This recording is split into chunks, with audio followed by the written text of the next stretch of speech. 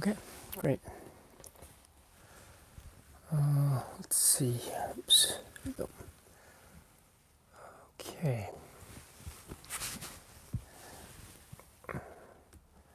Just give it one more, well, a couple more minutes, and then we can get started.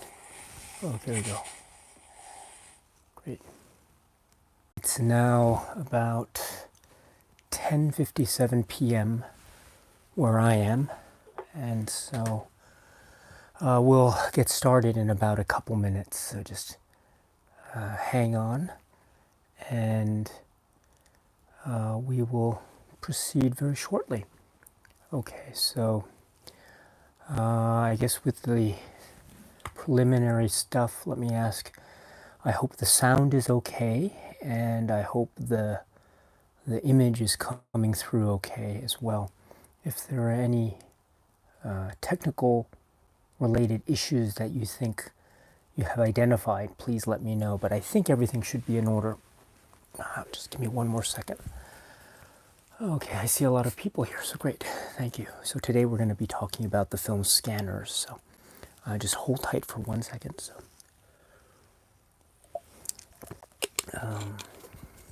Great. And I see people are in the chat, so it's good to see you. So I will be making my my greetings to you momentarily. So just hold on for 1 minute. And I've washed my hands quite thoroughly, and I've washed them and rinsed them and washed them again. Because you can never be too careful, I suppose, in today's world now. So, and let's see. Okay.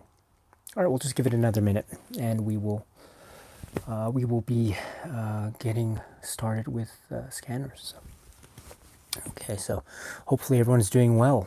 And how is your day going? I don't know what time it is where you are, but here it's late night, 11 p.m. or close to it.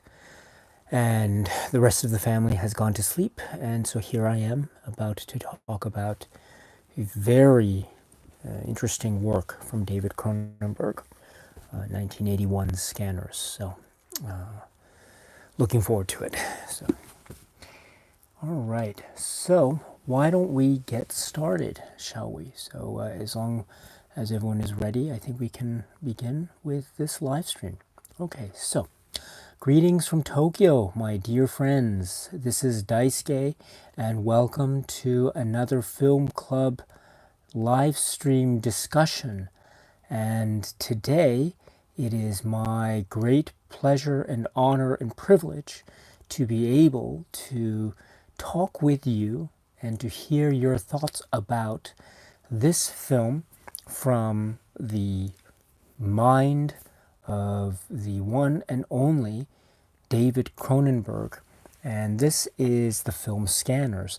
What I have here is the criterion release of this. This is Spy number 712. This is from 1981. And so this is this actually happens to be the dual format edition. So it's the DVD and also or two DVDs, I should say, and then a Blu-ray, single disc Blu-ray. And so we have the film itself plus a number of very interesting features on this, including the work stereo, and also a documentary on the special effects, as well as an interview with Michael Ironside, and also an interview with Stephen Lack, and also a television, or it was an episode of television from, I think, 1981, Canadian television, where it was a one-on-one sort of interview-style show with the one and only David Cronenberg. So, and also trailers and other materials like that. So, this is the Criterion release, and I recommend it very much because it's a very good release. There are some, there are maybe a couple of minor things that I could probably say about the Criterion release, and I'll try to talk about it later in this live stream if I have a chance. With respect to some aspects of the film, and in particular the final climax of the film, because, as you know, there have been a number of actually versions that have been spoken about with respect to this film. And actually, some of you also may know that this film was broadcast on television in North America on a number of occasions. And I actually happened to be living in North America at the time when this was broadcast on TV over there in the States. And it has in spirit, the ending is the same, but actually, in terms of actual footage, it's actually quite different how the ending plays out versus this actual, I guess, theatrical version of the film. So anyway, I'll try to talk about that more later in this live stream going forward. But before I get started in earnest, let me just say from the outset that this is a discussion on the film Scanners by David Cronenberg, starring Jennifer O'Neill, Michael Ironside, Stephen Lack, and others. And this is going to be a discussion about this film. And so the live chat is open, and you are, of course, welcome to make any comments you wish about this particular film. And if you want to ask me any questions, you can do so. Please note that I am coming at this not as any direct participant to this film. I haven't studied this film with any kind of academic precision. I haven't experienced this film directly in terms of a real deep dive into this work. I only know this work as a fan of this film and as someone who has seen this film quite a number of times over the course of my life. And so it's a film that I feel like I know quite well just based off of seeing it many times. But that's the extent of my knowledge and expertise, if you can call it that, with respect to this film. So I don't know everything about this film, nor do I claim to know everything about this film.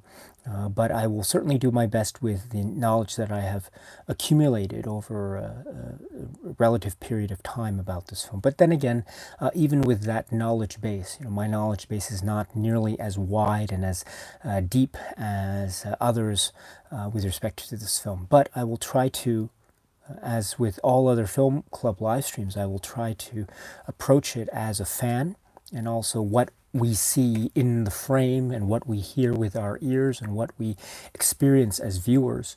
I think that's a very direct and legitimate way to appreciate this film. So I will try to express my thoughts and comments in those terms to the best of my ability. But once again, this isn't meant to be a be-all, end-all survey of the entirety of every single aspect of this film, but it's just meant to be a discussion among friends about a particular film that we all have seen. This is Scanners. So that's one thing. The other thing, of course, is that this discussion will involve a direct mentioning of many of the plot points of this film, including the ending. And so if you haven't seen this film, Scanners, I would actually suggest that you don't watch this particular live stream, at least now.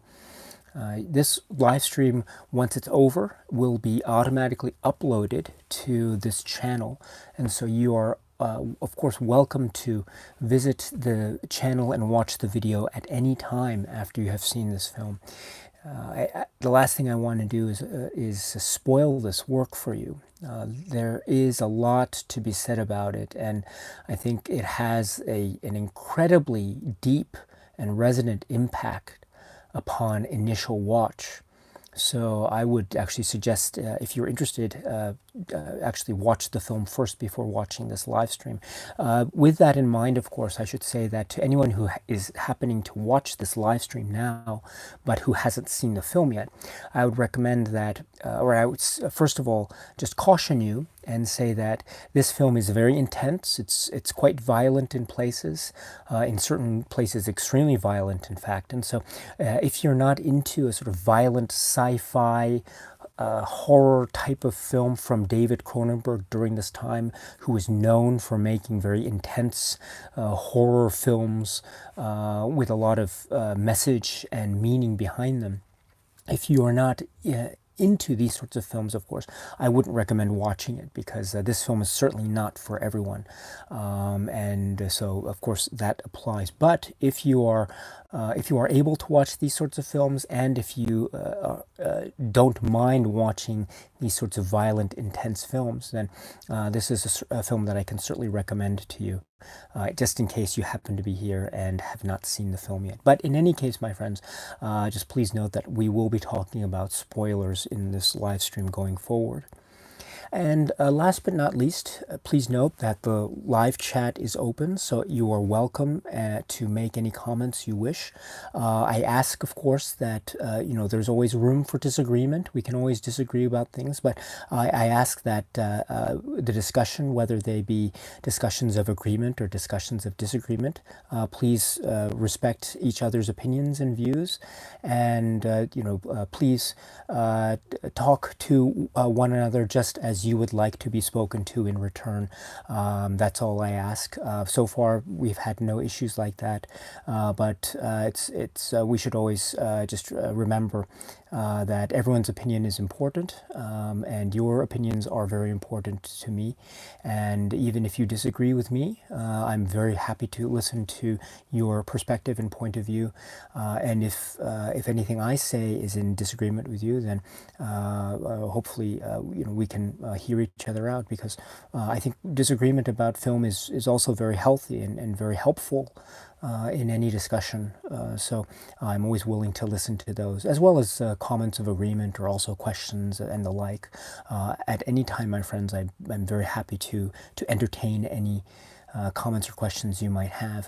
I will say, however, that I will only be focusing my energies today on this particular film, Scanners.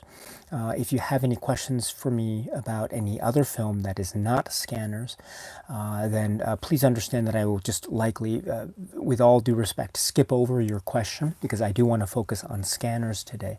But if you have any questions for me, you can always leave them behind as under a video or in any other video going forward. I always am doing my best to try to address everyone's comments and questions. So, but for purposes of the live chat today, please note that I will be focusing my attention on the work Scanners. Let me just begin very quickly with an introduction about Scanners, and then I will go to the live chat, and then I will begin my conversation in earnest, and then we will go from there.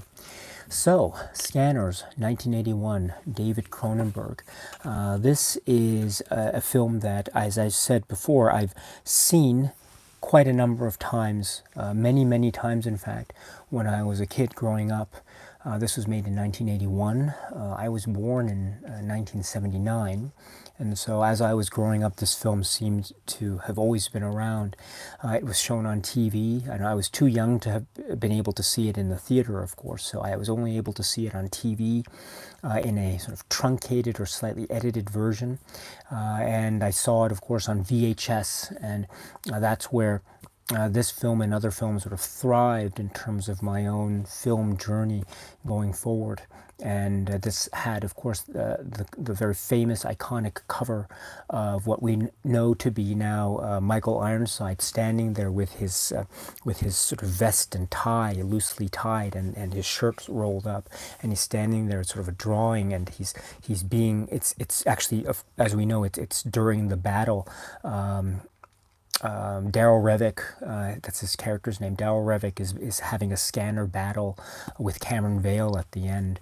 It's actually that particular moment, and actually, in fact, it's if you look carefully, it's based off of a still of the battle, which actually was part of the early version of that final battle, which actually ended up needed to be refilmed. There was some pyrotechnics in that particular still that, according to Cronenberg and other cast and crew, it didn't really work out, and so they actually had to refilm it and restage it with different special effects and bladder effects and everything. But my point is that the VHS cover at the time was that iconic Michael Ironside, Daryl Revick pose in mid scanning battle, as it were.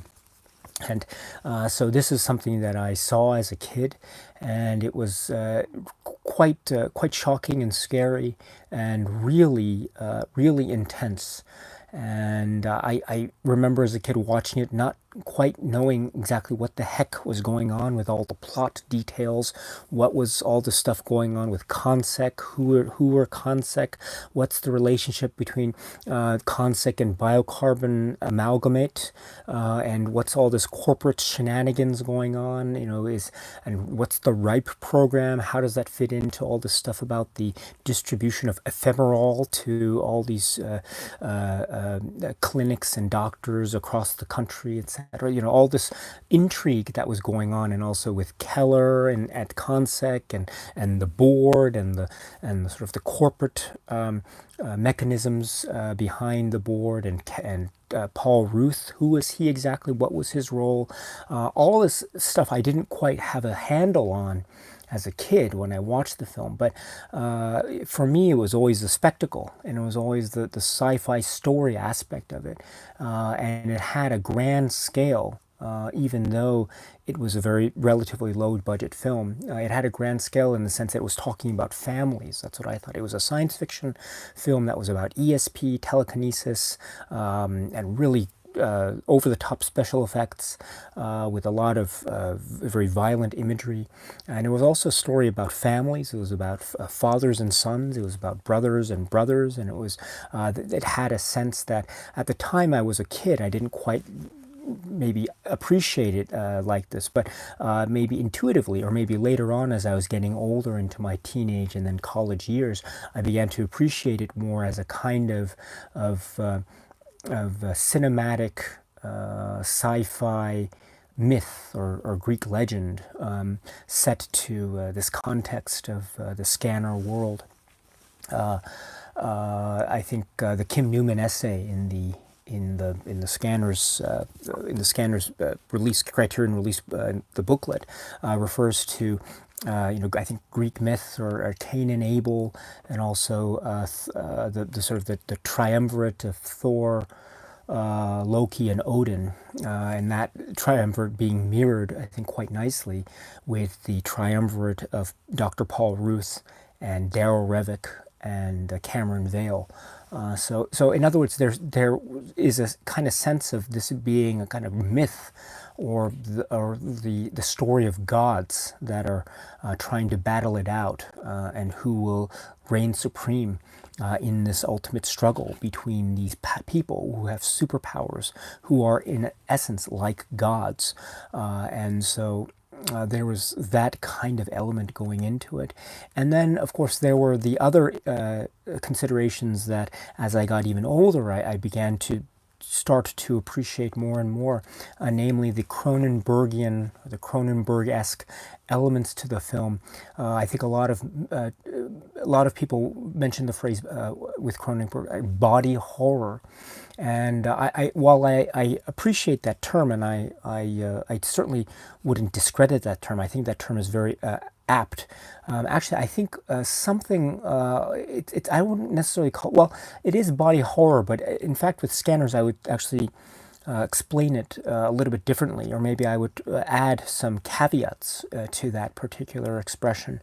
I think it has a lot to do with this notion of evolution and progress on the one hand, and destruction and disintegration on the other. And this idea of, in order to proceed forward, in order to evolve to the next stage, one must destroy what one currently has. So in order to proceed forward, one must commit an act of destruction. And there is a tension between this idea of in order to create, one must destroy. And I think that tension is mirrored quite remarkably through a lot of aspects of this film, in this idea of the scanner way, and what it means to be a scanner. Not only does it have this idea of invading the thoughts and the minds of others, but it's also this idea of scanners as absorbing thoughts. So in other words, you are listening into the thoughts of other people, even if you don't want to. And we see scenes like this with Cameron Vale toward the beginning, when he was a derelict, and we see him tied to the bed after he's been captured, and he's brought to this abandoned warehouse and meeting Dr. Paul Ruth, and there's this experiment with all the people who come in, and we see Cameron struggling in the bed as he's tied down, and the idea is that he is a scanner, but he can't control these people's thoughts or getting into his head, and so they are driving him quite up the wall, as it were. And so my point is that there is a sense of an outward attack or violation on the one hand, but also an inability to protect oneself or to insulate oneself from the outside world. So there's this kind of tension of exterior and interior as well, which is, I think, can be which I think can also lead to a discussion of this film as a sort of a corporate intrigue film, as a film that is making a kind of political statement,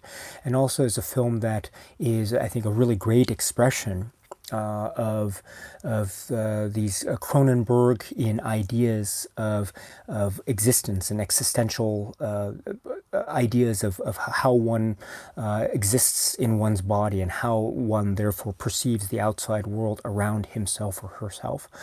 This idea of the tension between the other, not necessarily knowing the thoughts and experiences of the other, thereby creating a tension of not realizing what the other is thinking. That's like an ultimate existential dilemma, not necessarily knowing what the other is thinking.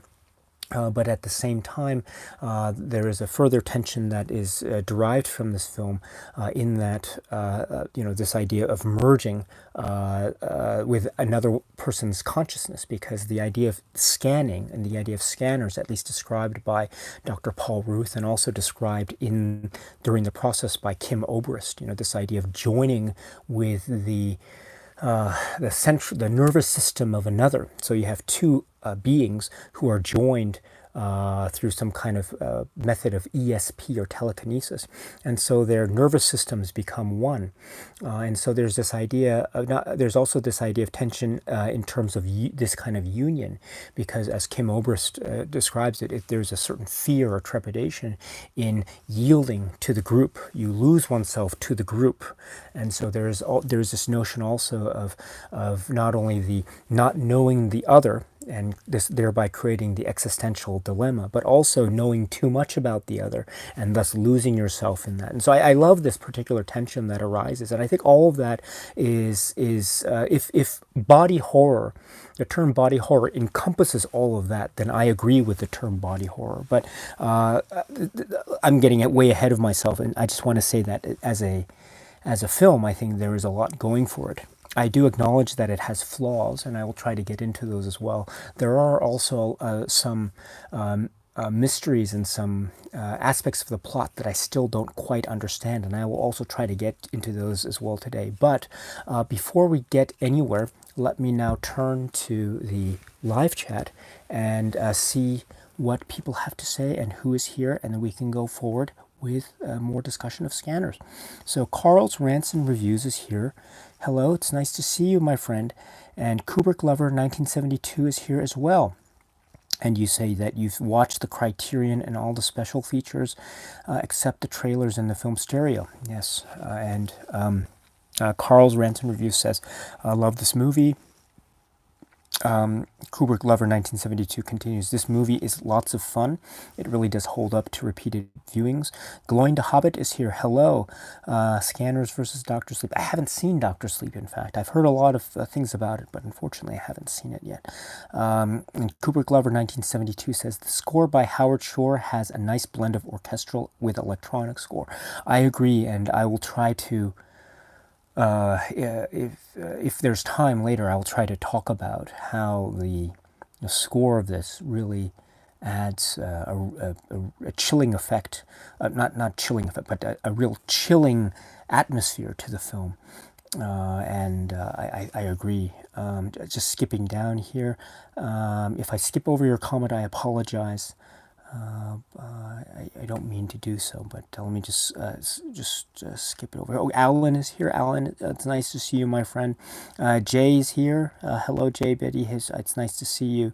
Rogero is here from Italy. Hello, it's nice to see you. Andre is here, my friend. It's nice to see you.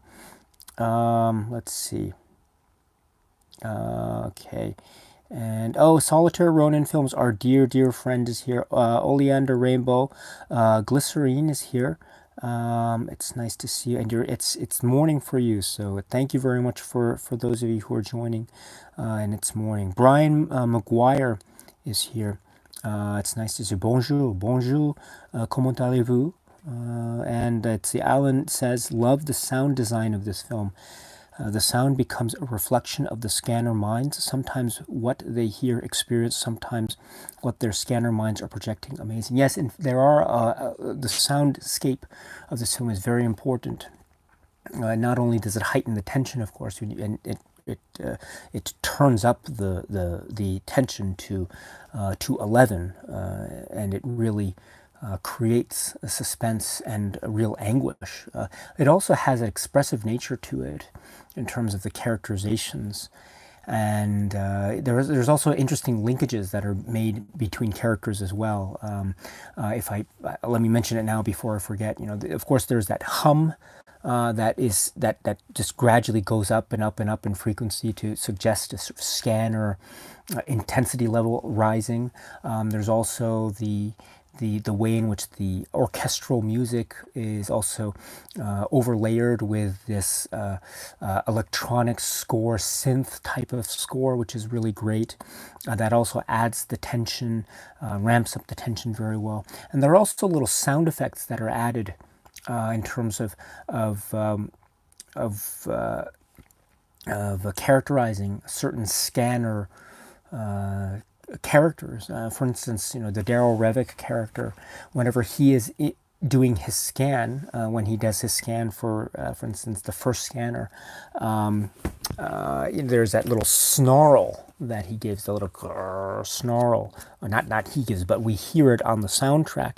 And what the first scanner, the very famous first scanner scene with Louis Del Grande as the guy at the CONSEC meeting who volunteers to scan people, and he just ends up getting his head exploded, of course, in one of the most iconic scenes, of course. But in that process, we hear Daryl Revick, who's sitting next to the Louis Del Grande character. He hear Daryl Revick, the scanning process in a little growl. And that growl is repeated on and off throughout the film. Well, there's a moment also after, later on in the film, after Cameron Vale is sent off to investigate, and one of the places he goes is to visit the artist Benjamin Pierce, and Benjamin Pierce is then assassinated by a group of assassins with shotguns, essentially.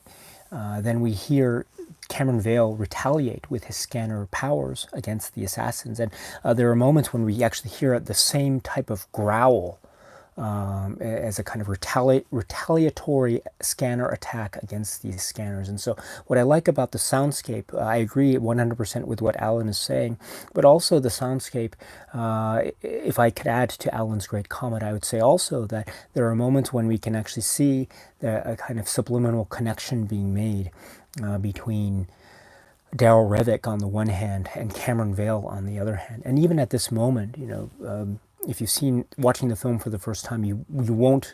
The film doesn't give any information at this particular point in time, up to about halfway through the film. It doesn't give any information to suggest that they are related, that they are brothers.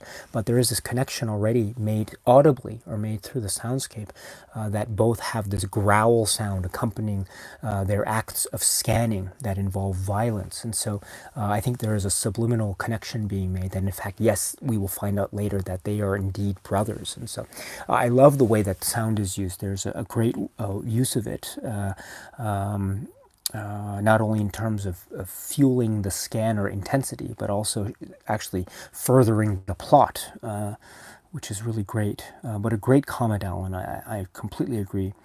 Solitaire Ronin says, one of Cronenberg's best early films when the budget and actors weren't too prohibitive for his vision. Yes, I agree.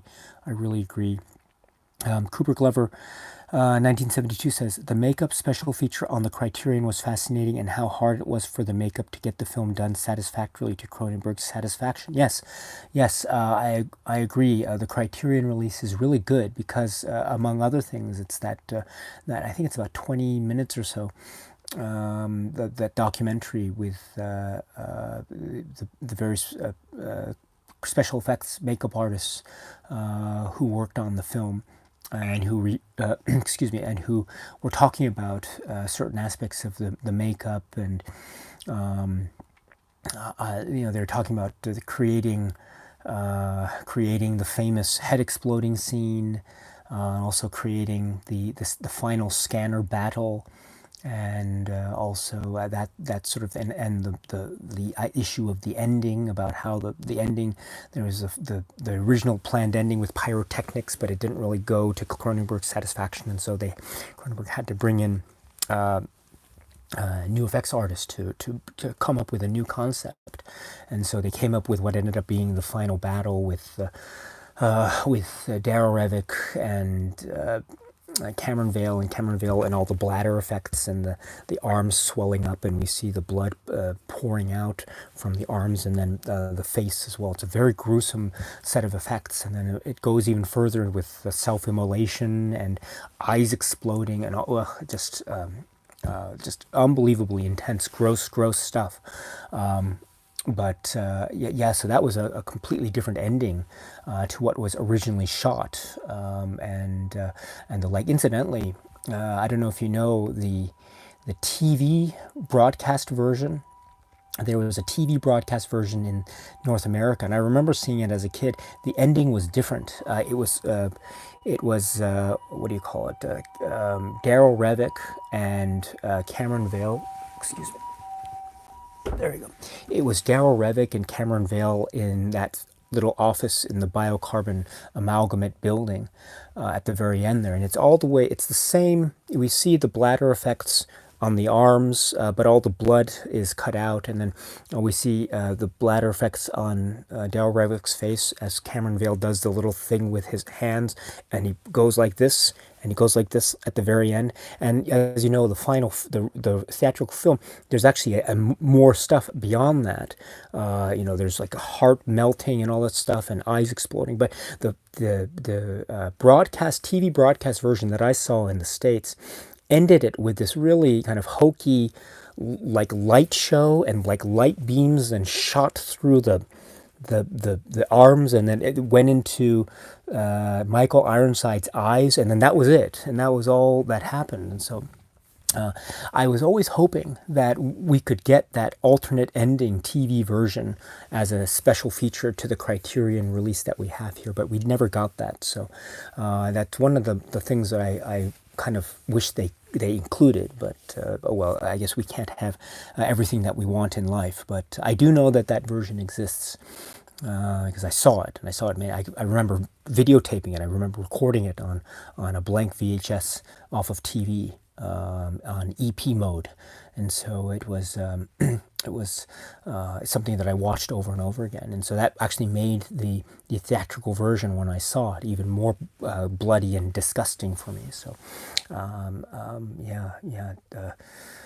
oh gosh, what was I saying? I've just gone off on this film. Sorry, I tend to do this. I'm very sorry about that. But let me just go back to the chat here. Oh, Jay Biddy says the late Patrick McGoohan was a legend in this film as the Doctor. Yes, thank you, Jay. And you remind me actually of the next thing is the story. And of course, Patrick McGoohan plays Dr. Paul Ruth. And who is Dr. Paul Ruth? What is his role? We understand that ultimately he was the father of Cameron and Darrow Revick, Cameron Vale and Darrow Revick. But what was the actual story of this particular situation? And it's actually, I think it's actually quite complicated because there's not that much information provided. But what I gather, what the plot is, let me see if I can explain what my understanding of the plot is. And if I have any mistakes along the way, please feel free to correct me in the live chat. But okay, here we go. So a long time ago, in the late 40s or so, the Dr. Ruth was a doctor, and he had developed a medicine, an analgesic medicine, I think it is, for expecting mothers. And this was the drug that we now know in the film to be called ephemeral. And there was side effects to the unborn children of ephemeral, thus creating scanners. And he gave the prototype drug of ephemeral to his wife, who was then, I'm assuming, expecting, the children. And so therefore Cameron and Darryl Revick, who are the children of Dr. Paul Ruth, are the two oldest scanners, and they are the sort of the first scanners, if you will, at least in this universe. At the same time, Dr. Paul Ruth had a company which was called Biocarbon Amalgamate, and along the way, this company was sold to, or it was bought by, a different company called Consec. Now, Consec is a company that we understand deals in chemical products and security, whatever that means. It probably is a euphemism for chemical bioweapons and bioweapon research, but that's sort of nothing is really explained fully about what Consec does, but there is that implication based off of an early scene in sort of the board meeting with some guy named Trevelyan, who sits at the head, probably the CEO of Consec, I don't know. There's also the character of Braden Keller there, sort of head of security, and also other people sitting around a sort of important looking boardroom type table, with Dr. Paul Ruth sitting at the very corner with in that very characteristic Patrick McGowan way of leaning back in his chair and sticking his legs out. Very, very cool. So Consec now owns the company Biocarbon Amalgamate. Okay, and Biocarbon Amalgamate is some kind of production company, or it owns a production facility somewhere, and it produces some kind of chemicals or pharmaceuticals or something. Okay. Dr. Paul Ruth then we see him in the film having captured Cameron Vale, who at the time we see at the opening of the film is a derelict. He's a bum, and we also know that he's 35. He's 35 years old, because Dr. Paul Ruth actually says that when he first encounters Cameron Vale tied up in the bed. You're 35 years old, and this is what you've become. You're a derelict. I'm paraphrasing, of course. We also know, however, that at this point in time, at least according to Dr. Paul Ruth, Darryl Revick is also 35. And the reason why we know this is when Dr. Paul Ruth shows Cameron Vale that footage, this like 60mm footage, I think, or 8mm footage, I don't know, of Darryl Revick at, I think it was 22, I want to say, after he's drilled the hole in his head and he's got that bandaged, and it's just footage of him being examined by, I think, maybe a psychiatrist, perhaps, I'm not sure. And he has the episode with the glass and throws it against the mirror, and he pulls back the bandage to reveal the fresh wound of him trying to drill a hole in his head, which is a very disturbing image. But at that moment when Dr. Ruth is showing Cameron Vale this, Cameron says, that's me, right? And Dr. Ruth says, at 20, talking about Darryl Revick, and at 22, he was extremely self-destructive, and now at age 35, he is simply destructive. So he says now at age 35, so that's suggestive that, assuming that Dr. Ruth is correct, Darryl Revick is 35 years old, and Cameron Vale is 35 years old. So what does that mean? Okay, so that means either that they were born pretty close, not so far apart from each other, such that they can be the same age in a given point in time, or they are twins and they were born at roughly the same time, with Cameron being born a little bit later than Darryl Revick, because Darryl Revick describes Cameron Vale. He says, "Cam, you're my kid brother, Cam." So according to Darryl Revick, Cameron is younger. How young, we're not sure, but at least as far as according to Dr. Ruth and the information we glean from him in his dialogue in the film, they are both 35 now. And so either they are twins or they were born very, very close, in close proximity to each other. In any event, Darryl Revick is the older brother, and Cameron Vale is not very far behind in terms of age, but still the younger brother of Dr. Paul Ruth. And they were given the prototype of Ephemeral, or not they, but their mother was given the prototype of Ephemeral. We don't know anything more about what happened to the mother. We never get any further inclination about what happened to the mother, but we can assume that I think there are many possibilities that could have happened. Okay, then as for Consec, what's Consec's deal in this story? It's not quite clear. They seem to be engaging in, or they tried to engage in, a program working with scanners, which is what led to the opening, one of the opening sequences with the Louis Grande character, the man with the mustache and the glasses, who tried to give a scanner demonstration, but it ended up backfiring spectacularly.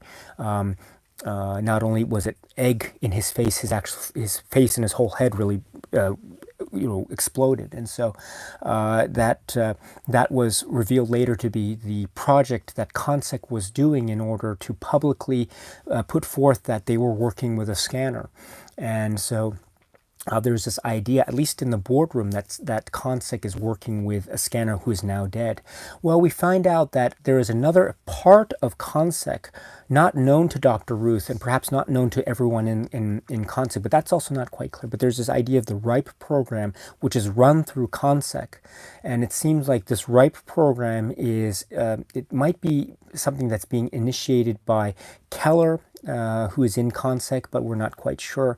It might be something that's being, it's obviously something that's being initiated through the partnership, a kind of clandestine partnership with Darryl Revick, who we also later find out seems to be associated with, or running, or handling, or doing something with the now subsidiary company of Consec, which is Biocarbon Amalgamate. Okay, so right, so all this stuff is somewhat confusing, but I think that's pretty much what's going on. So Keller might be, in Consec, might be working behind the scenes to create a secret program, the RIPE program, to create what Darryl Revick later describes as being a scanner, a generation of unborn scanner soldiers, to create a kind of scanner army, who knows. Is this something that Consec itself, the board, did they okay?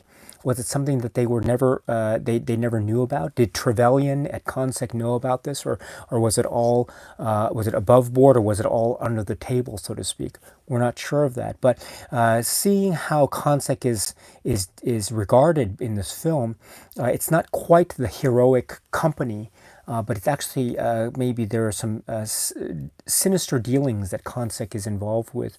At least there's the implication of that. So I wouldn't be surprised either way. Actually, I wouldn't be surprised if this RIPE program was something that was completely unknown to everyone except Keller and a few other people, or if it was in fact a program that maybe more people at Consec knew about. Dr. Ruth didn't know about it, apparently, but maybe more people knew about it than we might, than the film might be suggesting. If that's the case, then maybe we can see that Consec is not as an ethical company as one might think going forward. And if that's the case, I think that is also consistent with how Cronenberg is depicting this idea of a kind of corporate culture trying to deal with these creatures, as Dr. Ruth describes them at some point. And so, right, there is that aspect of the film. And let's see, so there's Consec and the relationship to Biocarbon Amalgamate. Oh, and also there's this, which is, not only do we have the scanner, okay, now the scanners themselves, there are a group of scanners out there. I think, what is it, at the early boardroom meeting, if I recall, there was talk about around 200 or so known scanners. There is also what we later find out to be a kind of scanner underground. But this is also factionalized, as we find out, into at least two factions. There may be more, but as far as the film is concerned, there are at least two factions of scanners. Okay. The first faction is a scanner group that seems to be led by or being participated in by people like Kim Obrist and also the artist Benjamin Pierce, or maybe he has a relationship with Kim Obrist. I'm not sure, but this is described later rather dismissively by Darryl Revick. You know, Kim Obrist and her band of cripples, or something like that. But that is to suggest that this is one faction of a scanner underground, of some sort, which is not in alliance with another faction of the scanner underground, which is apparently run by Darryl Revick. And this seems to be a more how should I put it? It's relying on organized violence to achieve certain ends. It's not afraid to use very explicit forms of violence and killing and murder to achieve whatever its ends or goals are. And we get a sense that the goals or ends of this group is some kind of domination. We will rule the planet. It'll be, it'll be so glorious. It will be the envy of the whole planet, as Darryl Revick says towards the end there. So there is this idea of maybe Kim Obrist and her group are not in league with them. We're not sure exactly what Kim Obrist's goals are. We know that she is against, maybe philosophically at least anyway, Darryl Revick, but we're not sure what her own goals are. We're also not sure what Paul Ruth's goals are exactly as well, but we do actually get a sense later that Paul Ruth might be a kind of rival to the Darryl Revick underground movement. Maybe, because the first thing that we see Paul Ruth say to Cameron Vale when they first meet, about Cameron Vale and his power, he actually describes it as, it can be a power. He uses the word power. He doesn't say the word gift. He doesn't say the word a blessing. He uses the word power. And I think that's very significant. It's subtle, and it doesn't necessarily explain everything fully, but I think it can suggest that perhaps even Paul Ruth has a certain sense of wanting to use the scanners to his own benefit, whatever that benefit might be. If it's a similar kind of world order idea, I'm not sure if it goes that far. But there is a sense that he is willing to use people as guinea pigs in order to fulfill whatever needs or whatever goals he is trying to achieve, right? We see this with his treatment of the yoga master scene, and how he lets Cameron Vale basically almost kill the yoga master by accelerating his heartbeat. But we also see him treating Cameron Vale as a kind of guinea pig as well, using him as a sort of human experiment. Because if Darryl Revick's information is to be believed, later on we find out, according to Darryl Revick anyway, that Cameron, this is also a very odd part of the plot, but according to Darryl Revick, Cameron Vale was Dr. Ruth's son, but he was put on ice. He was then thawed out when Darryl Revick became out of control, and then Cameron Vale was let loose in the world, and then he was being monitored by Dr. Ruth and Consec during this time. At least that's what we're meant to believe, if Darryl Revick is to be believed. So, if this is true, then that means Dr. Paul Ruth isn't beyond actually using his own son, his own flesh and blood, Cameron Vale, and freezing him, and then letting him loose. Using him rather than caring for him as a father. He's just using Cameron Vale. And in fact, regardless of whether that particular part of the story or the background is true or not, it is true that in the film itself, we do see Dr. Paul Ruth using Cameron Vale for his own ends, namely to find and, we suppose, stop Darryl Revick from doing whatever he's going to do. So my point is that in this world and in the plot, there are many factions. There's consec and biocarbon amalgamate, which for all intents and purposes are pretty much linked together like this. It's a parent company and subsidiary company. But there are also factions of scanner philosophies, perhaps. There's the Kim Oberst faction, and then there's the Dale Revik faction. And I think we can also say that there is the consec Paul Ruth faction. And also within, I should actually be very careful here. Within consec, there is the Paul Ruth faction, and then there is the Keller faction, which I think by proxy is linked or is the exact same as the Darrow Revik faction. So and then there might be more factions in this world and universe that we don't know of because we don't spend because the film ends where it ends. So, but there are all these things that are going on, and furthermore, the consec Keller faction and the Revik faction seem to be one and the same, or at the very least they have an alliance, such that they are the ones that are currently trying to implement the RIPE program through the consec programs. So, okay, so I hope that's clear. And then you throw into the mix Cameron Vale, and he does his investigating, and he tries to find, on the premise that he's trying to find Darrow Revik, and so under the instructions of Dr. Paul Ruth, right? But we realize that Darrow Revik was much closer to Paul Ruth than maybe he had realized, because we find out that Darrow Revik was in fact at biocarbon amalgamate, because we see in that really interesting scene where Cameron Vale is sort of disguised as one of the people at biocarbon amalgamate with this hazmat suit, the hazardous materials suit in the white, and he sees Darrow Revik in the second floor, and it's a very interesting thing in terms of contamination.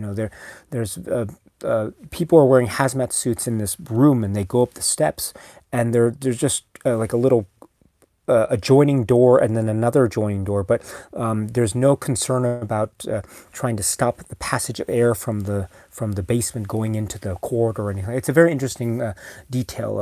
It's probably to suggest that maybe they're not dealing with a really hazardous substance, but I don't know. But in any event, this is the scene where we see Cameron Vale witness that Darrow Revik is in fact on the premises of biocarbon amalgamate. So. Indeed, Darrow Revik was much closer to Paul Ruth than perhaps Paul Ruth had realized. And also he was close in the fact that Darrow Revik and Braden Keller had an allegiance or had an alliance together. So that is the plot of the film. So to go back to the comment about Patrick McGowan's performance as Dr. Paul Ruth, this is one of the most ambiguous things of the film. And I think it's so ambiguous that even Cameron Vale, as played by Stephen Lack, he goes from like admiring Ruth.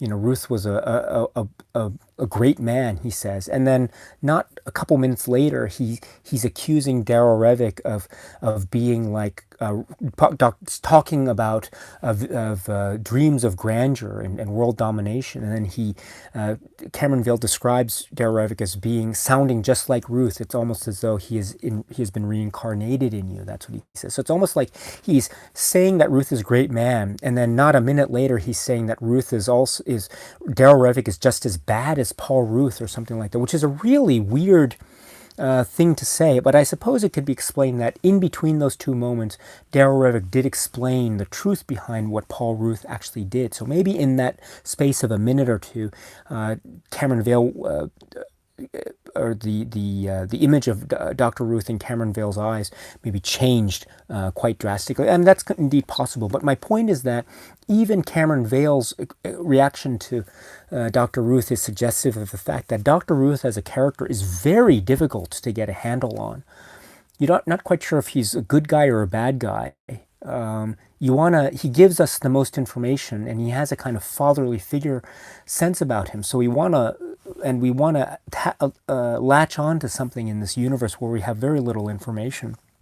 So there's that, but he does do things that I think are quite suspect and quite sinister, and I think therefore the sort of political, or sort of the the corporate political intrigue that is, I think, really quite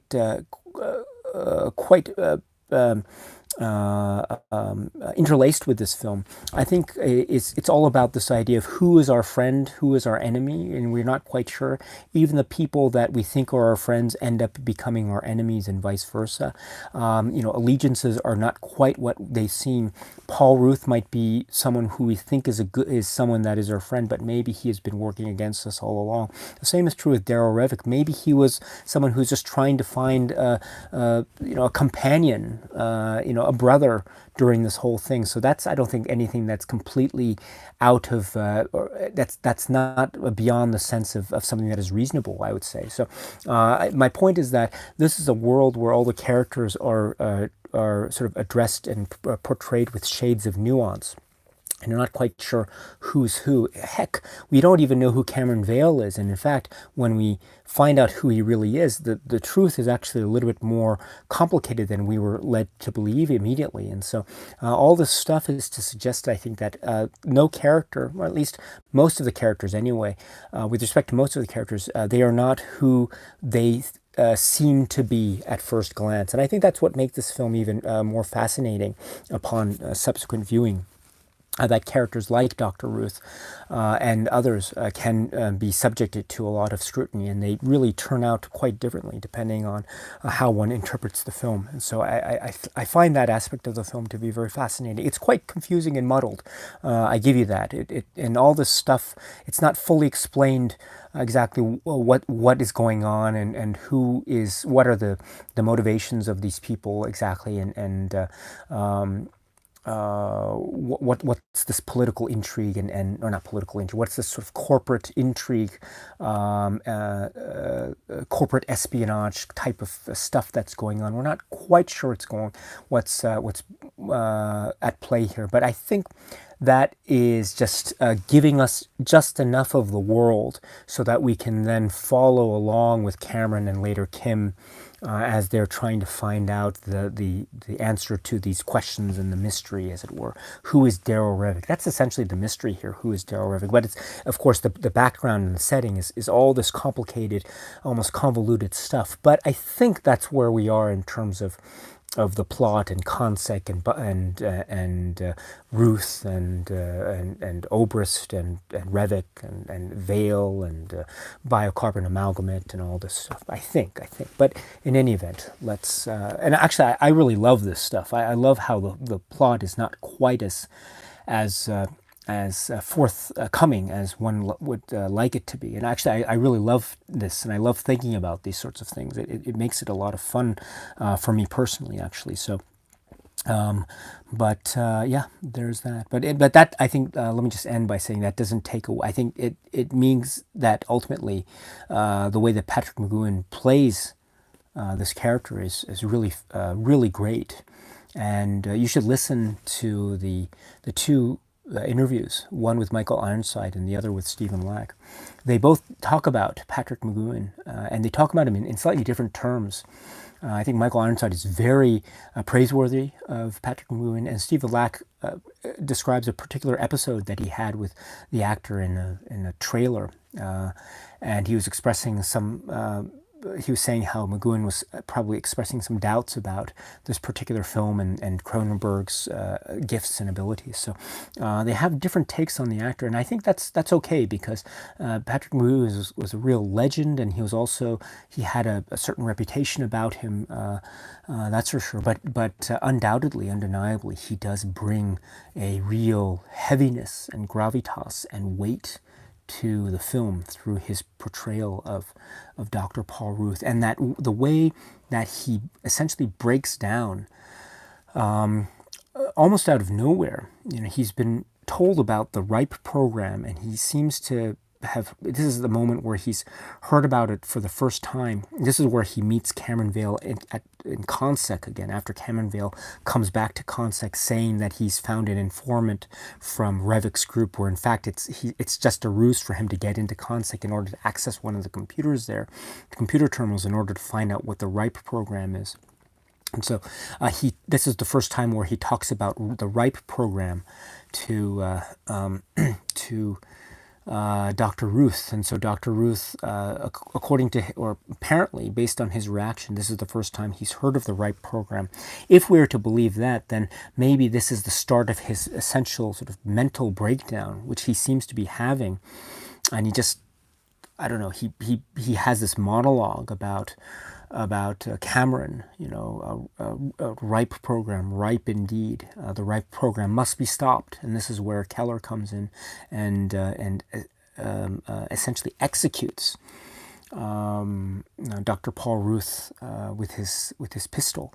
So I mean, it's such an abrupt way to go, but it's also, I think, in a very subtle way, also very fitting in that Dr. Paul Ruth, I think, there was a suggestion through the performance of McGowan that Paul Ruth maybe wasn't necessarily, how should I put it, maybe he wasn't necessarily the source of stability that he might have otherwise seemed during the first half of the film. Let me put it that way. And I think, therefore, his character then achieves even further nuance and further complication, which adds to the level of complication that I was trying, or complexity, I should say, that I was trying to explain earlier in terms of who is who, and is this a good guy or is this a bad guy, and that sort of thing.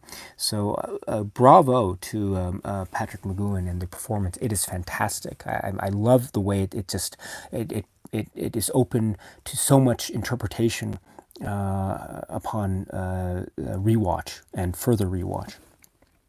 Okay, so let's see here. Jambo Shango and the Randy Moles Movie Show. My dear friends, it's nice to see you. I hope you're well. Please stay safe. Let's see. Kubrick Lover, 1972. I wonder if you could say if Cronenberg has a sense of morbid humor in his movies with subjects such as body horror and other ways he deals with how he tells a story. Well, I don't want to go too much into his other films right now, but if we're to stick with the film Scanners and humor, I mean, I think there are moments of humor in this film. I think, visual cues of humor when they visit, or when Cameron visits the artist Benjamin Pierce, and we have all these artistic expressions, and all the way up to the giant head and going inside the head, and there's a couch there. I think that's a kind of visual humor that's at play there. There's also I mean, even the over the top aspect of some of these special effects, in particular the exploding head sequence. I think, as horrific and horrifying and shocking as it is, also there is a sort of an undercurrent of humor in terms of just how unexpected that is, and it's just so over the top that I think there's also the sort of inclination to want to almost laugh at it, as a kind of defense mechanism, response to watching something that's that horrible and horrific and so shocking. So there might be some of that going there as well. I mean, you describe it as morbid humor. I think that's a really interesting way of putting it. Let's see. Okay, so just skipping through. Let's see. Mr. Sushi 22. This is the first time in one of these streams. Thank you very much for joining. I hope you are doing well. Let's see. Jay Biddy says, Dicey, have you saw any other of the Scanner franchise? You mean the other Scanners films? I have, but I won't be. I won't be talking about the other Scanners films here. I'll be focusing in on this film in particular. But I have seen the other Scanners films. Let's see. And Cinephiliac 11. Hello, my friend. Hello. Oleander Rainbow Glycerine says, art keeps me sane. Yes, is a quote that stuck out to me throughout this movie. Yes, I think you're referring to Benjamin Pierce, the artist, right? It was said in the scene where Cameron was talking to that artist and asked him how does he stop the noises in his head. This is actually a very good point. So the Benjamin Pierce scene, when the artist, right, that Cameron visits in order to get some more information and a lead about where Darryl Revick is. So the idea of being a scanner is that, or one of the ideas of being a scanner is that it gives one this extrasensory perception, or ESP.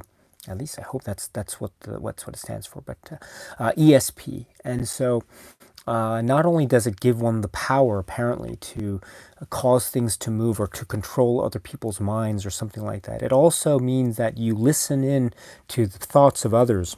And perhaps to the extent that one is unable to control the degree to which one listens to the thoughts of others. We see how that can have a detrimental effect in terms of Cameron Vale and how he can't stop all the voices from getting into his head. And it really has a physical effect on him. And we assume that this is true for a lot of other people. We see the early, younger footage of Darryl Revick and how he tried to drill a hole in his head. The implication being that he was suffering from something similar to what we see Cameron Vale suffering in the film. And we can assume perhaps that Benjamin Pierce, the artist, had a similar kind of experience. Well, each of these people that we see, Cameron, Darryl Revick, and Benjamin Pierce, have a different way of dealing with this, at least as we see in the film. Darryl Revick seems to be dealing with it in terms of a kind of rage and trying to get back at the world. Cameron Vale is dealing with it in terms of chemically, in terms of giving himself ephemeral injections. And then Benjamin Pierce does, we never see Benjamin Pierce partake in any similar ephemeral injections, but we do see him express himself through his art. He says, right, quite rightly, as you point out, Oleander, art keeps me sane. And I think the implication is that it's almost like the scanner curse, if you want to call it that, of not being able to shut out all the voices. Like, you have to try to work it out somehow. You can try to deal with it chemically, like Cameron Vale does, or you can try to deal with it through a sort of cathartic act of creating art. And it seems to be working for Benjamin Pierce, although I'm not quite sure. The film doesn't really go into too much of his scanner existence. But I think the implication, or the suggestion, is that he is able to deal with his scanner demons by expressing himself through art and essentially, as a kind of cathartic experience, essentially flushing his own scanner distress feelings out of his system by creating these artworks. And so I find that to be an interesting approach to things, and it goes into the it goes into not only the philosophical approach to the existence as a scanner, but also, I think, by extension, the philosophical and political approaches by each of the scanner groups as we see them, and how they express themselves, and what it is they're trying to do vis-a-vis their scanner existences, and how they're trying to express themselves as a result of their scanner existences. So what do I mean? So with Benjamin Pierce, the artist, we see that he is expressing himself through his art. We also know that he has a connection somehow, somewhere, with Kim Obrist, but we don't know exactly how, because he is killed before we see exactly what the relationship was. But Kim Obrist is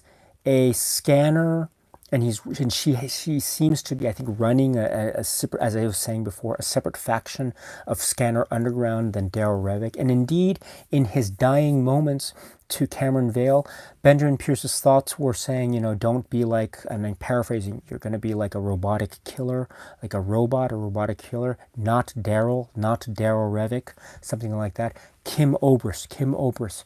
So this is probably suggesting that Benjamin Pierce is similar to Kim Obrist's thinking, in that he is probably saying that Kim Obrist's philosophy is the way to go rather than the Darryl Revick philosophy. That's what I get from the final moments of his, before he passes away in the film.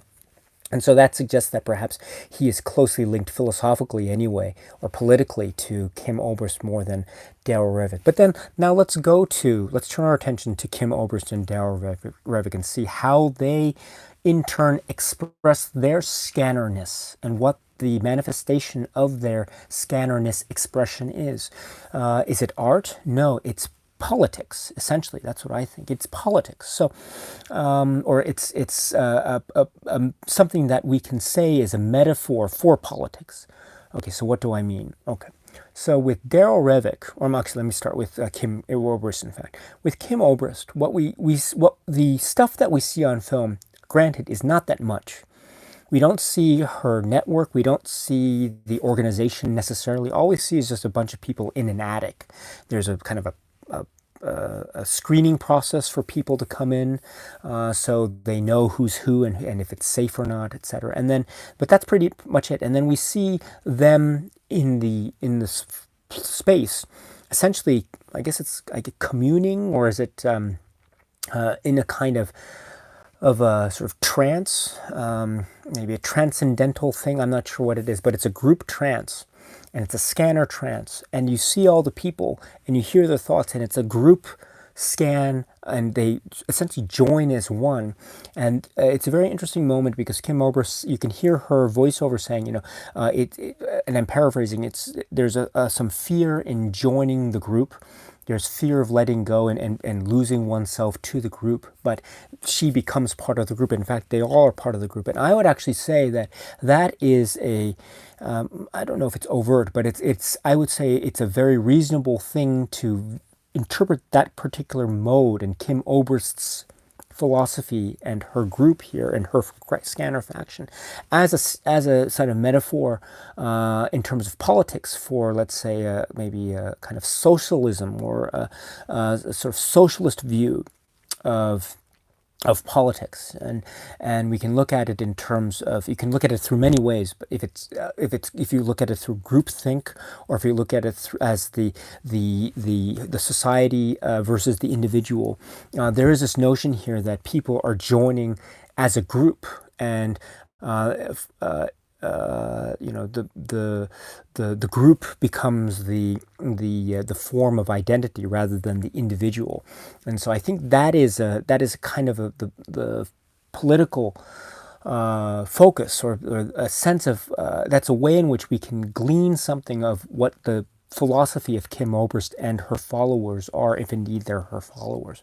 And that also explains, therefore, why she would have a fundamental disagreement with Daryl Revick, because Daryl Revick seems to be promoting not a sense of a wholeness with the group, but he seems to be trying to express something that is wholly individualistic and centered on his own thirst for power. At least that's what the sense is. And he also is able to organize in terms of using violence. That's another thing. Kim Obrist's group seems not to be interested in using violence. At least that's the implication. Whereas Daryl Revick's group is obviously okay with using violence. And so there might be a fundamental difference on that level. But Daryl Revick's group tends to be relying on what we might deem to be quasi-revolutionary tactics, maybe almost akin to terrorist tactics, in order to achieve their means and make statements.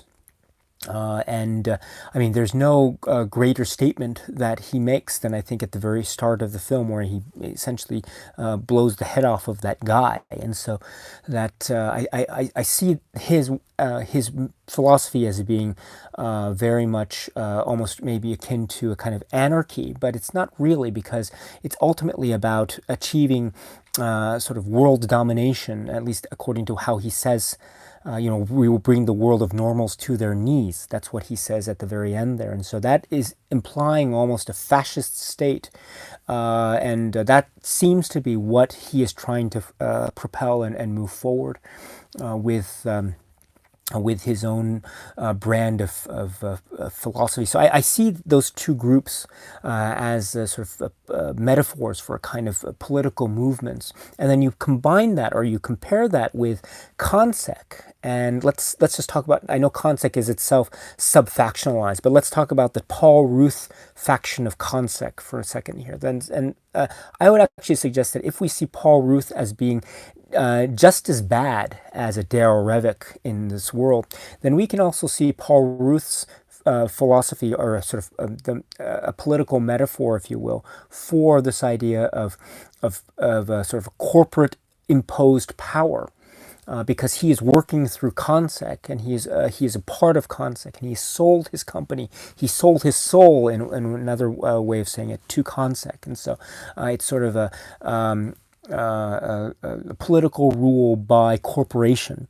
And I think those modes of political metaphor, you have sort of maybe an anarchic, almost revolutionary force that seems to be bent on trying to establish some kind of fascist state on the one hand. Then we have Kim Oberst, which seems to be a kind of socialist. I don't know if progressive is the right word because we don't know what her politics are, but it's a sort of socialist, maybe peaceful movement, but it's ultimately toothless because they are outnumbered and outgunned, unfortunately, by Revik and his men.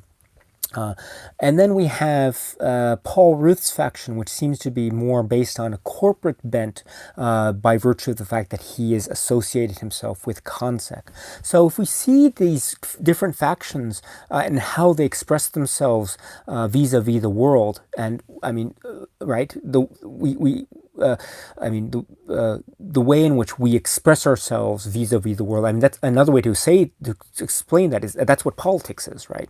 So if we can say that these scanners, starting with Benjamin, Pierce, and all the others, if this is a film about how these scanners are trying to express themselves vis-a-vis the world, it's essentially about what they represent in terms of political movements. And I think looking at the film through that lens is really interesting. It's very interesting indeed. And then we see how these different factions therefore don't align comfortably with each other. And I think looking at it through those lenses, I think we can have a further understanding as to, at least on a narrative level, why it is, therefore, that Darryl Revik isn't really liking Paul Ruth. Why is it that Kim Oberst and Darryl Revik aren't really getting along? Why is it that Kim Oberst's group ultimately fails in terms of trying to battle or trying to defeat Darryl Revik, however it is they're trying to defeat them? I'm not sure exactly, but you see what I mean. I think looking at it through this lens makes the plot in an interesting way a little bit easier to follow, as I would suggest. But again, I think this film can be seen in many ways, but that's one of them, and I think it's really, really interesting. Okay, so how did I get on that? Oh yes, this is all based off of Oleander's great comment about the Benjamin Pierce scene, the artist scene, and art keeps me sane. Thank you so much, Oleander, my dear friend, for that great comment. Let's see. Okay. Mr. Sushi 22 says, it's pretty amazing how 50-year-old special effects still hold up to this day. That's really, yeah, I haven't mentioned this before, but, I was born in 1979. And, to me, films that were made 20 years before my birth, so around 1959 or so, they seem to be like classics, but they seem to be like real classics in my eyes. But films made after 1979 onwards up to now, they seem to me to be like really contemporary films, even films in the 80s. They don't feel to me like quote unquote old films, but it's amazing to me to think that people who are born later, or people who are, let's say people who are born in 2020, will look back on films that were made 20 years prior to this, which is, again, 2000, and they'll think that those films made in 2000 are quote-unquote old films.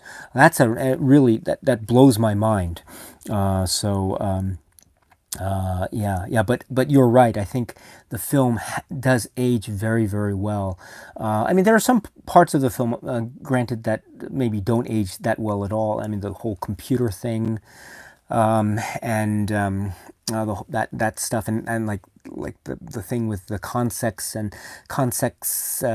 computer terminals, and the self-destruct sequence bit, and all that stuff. I mean, that doesn't age well because of technology and the way we look at it today. But on the other hand, there is a kind of quaintness to that storyline, and the story isn't about necessarily the way in which technology is being manipulated. It's not necessarily a story that's focused on the computer and the hardware and the software, but it's more about the scanners. And so I think that the technology aspect of the film is still a sort of a lesser or a quote-unquote minor component to the overall story structure of the film. So I think even if the computer aspects might seem very dated, and they are very dated indeed, I think it's forgivable because the focus of the story is not that, but it's something else entirely.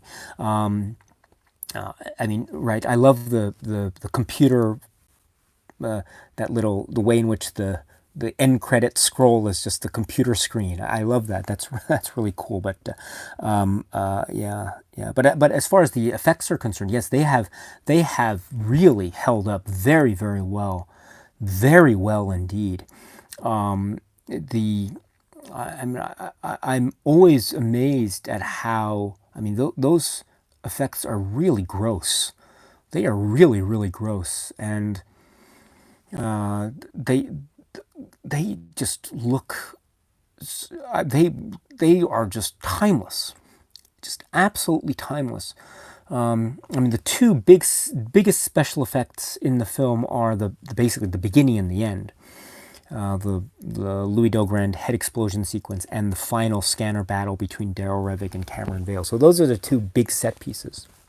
There are a lot of other scanner effects along the way, which is an interesting thing also because we also realize that the scanner, the physics of being a scanner aren't really fleshed out in many respects, because we see the progression or different powers of scannerness being expressed. Kim Oberst apparently can cause people to burst into flames, so she has pyrokinesis, I guess that's what it called, or powers, and also she can look like the memories and people of people that she's scanning. So there's a one moment where a consec guard breaks down because in his mind she looks like his mother or something like that. And so there's that, and also there's the power by Cameron Vale to be able to merge with the computer via telephone line, which is I think very interesting, you know, modems and things like that. There are so many other of these scanner powers that seem to be developed over time, not to mention, of course, that end battle where all these things seem to come up in a very almost absurd way, but it's still just a sight to behold, and it's a special effects extravaganza, and it's so compelling. Even though all the elements of being a scanner seem to escalate stage by stage, and then so all of a sudden Cameron Vale sets himself on fire, and then something happens with the two of them together, and all that. I will get to that in just in a moment, because I think that's also a very key component in terms of Cronenberg and how he deals with this idea of body horror and and scanners and existentialism. But before I get ahead of myself, let me just get to the comments here, and we will go from there. So let's see here. Gloin the Hobbit says Michael Ironside's menacing portrayal of Revik was traumatizing. Yes, it's amazing to think that Michael Ironside was, I think he was around 30 years old at the time. He was very young, and he wasn't the big star that he obviously is. You know, he became so famous in all these blockbuster films, but at the time he was still, according to him, his interview, and he was still a kind of struggling actor in many senses of the word. So, but his performance is so iconic. I mean, the way he manipulates his face, the facial gestures, and the way he can open his mouth. You know, he has this thing about he can open his mouth so like that. I can't mimic it, but you know what I mean. Like when he's being scanned by Cameron at the end there, he has this thing where he's like, his mouth is so wide open, and it's in this oval shape. I can't mimic it very well, but he can manipulate his lips to curl out so much beyond his face. It's really amazing. He has such a command over his physical visage, and it's a very physical role that I think his performance is great. I mean, all the performances are really great, because not only is the scanner concept expressed through the very effective use of special effects in this film, the exploding head and all that stuff. It's also to do, and also it also has to do with the music and the soundscape.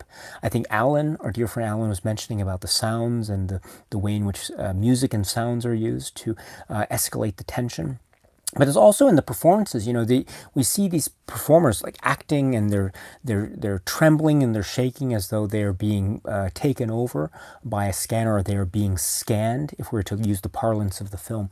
And so it really has a lot to do with performance as well. And I think Michael Ironside gives so much physicality to that aspect of being scanned and doing the scanning. His performance is really just remarkable, absolutely remarkable. And speaking of performance, I do want to say about Stephen Lack. Stephen Lack's performance, I think, is it's I think very much what's the phrase? Is it like the straight arrow of the film, in the sense that he is the focus of the film, and yet he doesn't necessarily experience a kind of arc, or there isn't necessarily a sense of huge emotional sort of a cathartic or a epiphany type of moment that his character is given in the film. It's pretty much a sort of almost monotone performance, but I think that's very important because it serves as a kind of graceful, almost passive, almost, if we were to use religious terms, almost like a Christ-like passivity to him that almost borders on a kind of cool sense of a use of power and violence. I'm reminded back to his scene with the yoga master, and he's just so calmly just resists the shot of ephemeral from Dr. Paul Ruth after the thing of almost killing the yoga master by accelerating his heartbeat to this unsustainable level. But overall, Cameron Vale also exudes this sense of righteousness and justice even, and also peace in a very interesting way, because he is obviously being contrasted to the violent anarchy that seems to be represented by Darryl Revick and his passion. Not like him, like Revick, Darryl Revick. He's the one who screams out that. It's so over the top and wonderful. But Cameron Vale's relative calmness, I think, is also very much needed. Again, to contrast, to show that maybe he has a different philosophy than Darryl Revick. Also, it's as a kind of hot and cold. It's a way to create a contrast between these two characters who we realize are actually the main characters of the film. And so I think that's, therefore, Stephen Lack's performance, I think, is really good. And I like his voice, I like his eyes, I like the way that he has a certain physicality as well. At the very beginning of the film, when he's in that mall, in that red mall, and he's basically trying to pinch off a cigarette and eat some fries or something like that, where no one's looking, etc. And then he's being chased by the trench-coated men with kind of stun guns, or like darts that have tranquilizers, I think. But there's a certain physicality in that performance as well, all the way to the point where he faints and his body is basically on the top of the escalator. I love it when we have someone fainting on an escalator and it's just their body, rubbing against the moving steps of an escalator. There's something really riveting about that kind of image. I don't know, but what was I saying? So my point is that I think Cameron Vale has, or Stephen Lack has, a very nuanced and calm performance, which I think is a much needed contrast to the very hot and passionate performance given by Michael Ironside. And then we have Patrick McGoohan as Ruth, who's giving, I think, a performance that is so almost it's very difficult even to describe because it goes in so many places, and I find that also to be very fascinating, and that is also contrasted nicely to the more I think the more sort of accessible nature of the performance by Jennifer O'Neill as Kim Obrist. She is also one of the heroes on the quest to find out more information, and so I like how there are contrasts in the performances that help give a sort of well-rounded tapestry to the acting and the acting range. So I really appreciate that very much, and so there's that, and I think Stephen Lack as a character, as a human being, is really interesting. Again, you should check out the interview, which is included on the Criterion disc. It's not a Criterion-produced interview per se, but it's still included on the Criterion release. Stephen Lack talking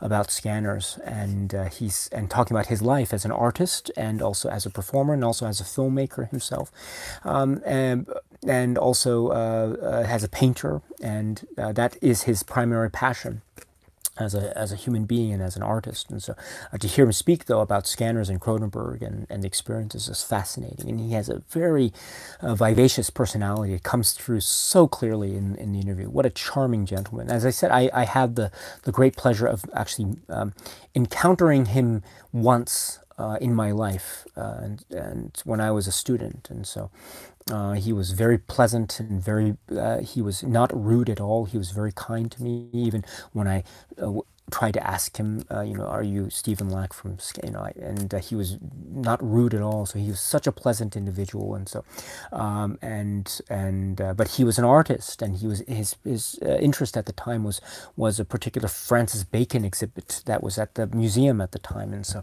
that's just another indication of what his own personal interests are. But he also, of course, is very famous in the cinema world and the sci-fi cinema world as being Cameron Vale. So there is that. Let's see.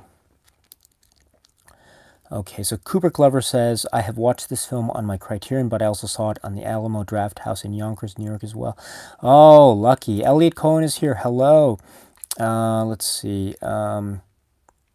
Okay. Noam Lacry is here. Hello. It's nice to see you. Let's see, just skipping around here. Okay.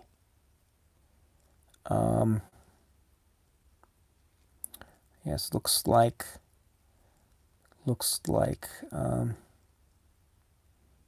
okay, Oleander Rainbow Glycerine says, I feel like Scanners is an allegorical take on the primal fear of what people think of others behind their back, if that makes any sense, and those thoughts invade your brain. Thank you very much, Oleander, for mentioning this, because this is where I was trying to go next.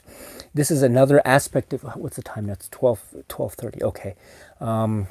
Yeah, this can be, I think, one of the, I can go for, yeah, let's keep going with this. So, Oleander's comment is great, I think, because, okay, so far I've talked about this film, its plot. I've tried to talk about this film in terms of the sort of political allegory that I think can be applied to this film the way we see it. I've tried to talk about it in terms of how the characters are nuanced rather than clearly good or clearly bad. And I think, therefore, that creates a much more satisfying experience as a film to watch on many occasions. And also this film as a special effects extravaganza that also fuels the plot forward. Okay, so I've tried to address many of these points, but what I've not talked about thus far is the kind of Cronenberg-esque themes to it. Again, this idea of quote-unquote body horror and what that means. And I think what body horror means when it's applied to this film Scanners is something akin to what our dear friend Oleander is talking about when he says, I feel like Scanners is an allegorical take on the primal fear of what people think of others behind their back. I think that's a really great way of putting it. Okay. So, what do I think of that? Okay, I'm going to try to make sense, as much sense here as possible, but I have a tendency to talk in a way that doesn't make sense. So if I don't make sense, I apologize, but I will do my best. Okay. What is a scanner? how is a scanner described in this film? Okay, a scanner is someone who seems to have a kind of two-way path of ability. One of those ways of ability is to go outward from oneself, namely to invade the space of another, to invade the mind of another. So it's going from you, it's going from you outward. Okay, and then there is the other way of the scanner ability, namely the stuff that's coming from the outside and coming within. For example, the voices of people around you. You can't get them out of your head. In other words, those voices travel from the outside and invade your space on the inside. So there is a one way of going out, and there's the other way of going in. So that is, I think, in essence, what the scanner abilities are. And I think that is a great metaphor for the kind of existential tension that I think is at play here. And I think by extension, that existential tension is very Cronenberg-esque, and Cronenberg deals with it in a way that is akin to this idea of body horror. Okay, so the existential tension that I was trying to refer to at the very outset of this video is there is this fear, or there is this dilemma that maybe we might have, namely, we exist in ourselves. We exist and we have a mind, and we think and we feel about these sorts of things, and we exist in ourselves. But by virtue of existing in ourselves, we have no way of knowing what the others are thinking. You know, we have no way of knowing what people are actually thinking. They can tell us what they think, and we can perceive what they are telling us through the sounds that we hear, and how the sounds, based on what we perceive them to be saying, create synapses in our minds and create this image in our mind of what we think is being said to us by what we perceive to be someone standing in front of us at that very point. Okay, so the point is that what we perceive to be, what we think is reality is, in essence, what our outer senses are perceiving the outside world to be, but we have no way of knowing exactly if that's real, or we have no way of knowing if the people around us are thinking exactly as they are expressing themselves through words, or maybe they're thinking something else. Or in other words, we have no way of penetrating the mind and the existences of the other, because that is the nature of who we are and how we exist. Okay, so in many ways, this is a kind of a dilemma. How do we know the experiences of the other? We have no way of knowing. We can only discern this through secondary information, but we never have any primary information or any direct information in order to confirm what it is that another person is thinking or feeling or experiencing. Okay, so that's a kind of dilemma. There's a space in between us and the other. But a scanner doesn't have that kind of existential dilemma, right? Because a scanner has this two-way ability. He or she can go out of himself or herself and invade the mind of another, thus reading the thoughts of that person, or controlling the bodily functions of that person, or joining with that person, etc. Or by in reverse flow of that ability, a scanner can hear the thoughts of people around him or her, even beyond the control of that particular scanner. So there is no kind of existential issue as far as trying to struggle with understanding the other, right? A scanner is able to do this by virtue of his or her scanner ability, which is, I think, and so therefore, in an interesting sort of literary way, Cronenberg seems to be solving this existential dilemma by virtue of creating this world, this myth of the scanner universe.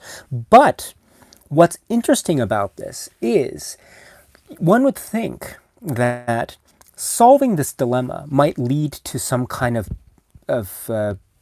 feelings of bliss or satisfaction. In other words, at last, I am able to understand what someone else is thinking, right? So on the one hand, that might seem to be resolving a kind of dilemma, which might which would lead one to think that that's a positive thing, to resolve that dilemma. But no, what Cronenberg is painting in this world of scanners is that is actually not a good thing. It's not a good thing to solve that dilemma. In fact, it creates problems. It creates pain. It creates intense issues for all these scanners to understand the minds and souls of the other, to have solved this existential dilemma. It creates problems. It's not solving any problems, it's creating new ones. For example, Cameron Vale, he can't get the people's thoughts out of his head. And so it creates instability in his own character, both mentally and physically. The same is true for Darryl Revick before, when he was younger. It drove him to the point that he wanted to drill a hole in his head.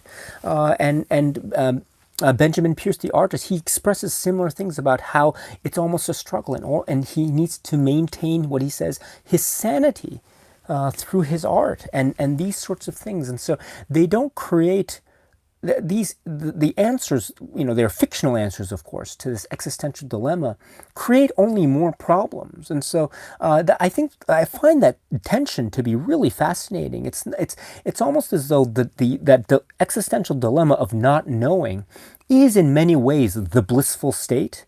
It's not the solving of that dilemma, but it's the fact that you have the dilemma there to begin with. It's almost a blissful state because there's almost an air of protectability or protection around you.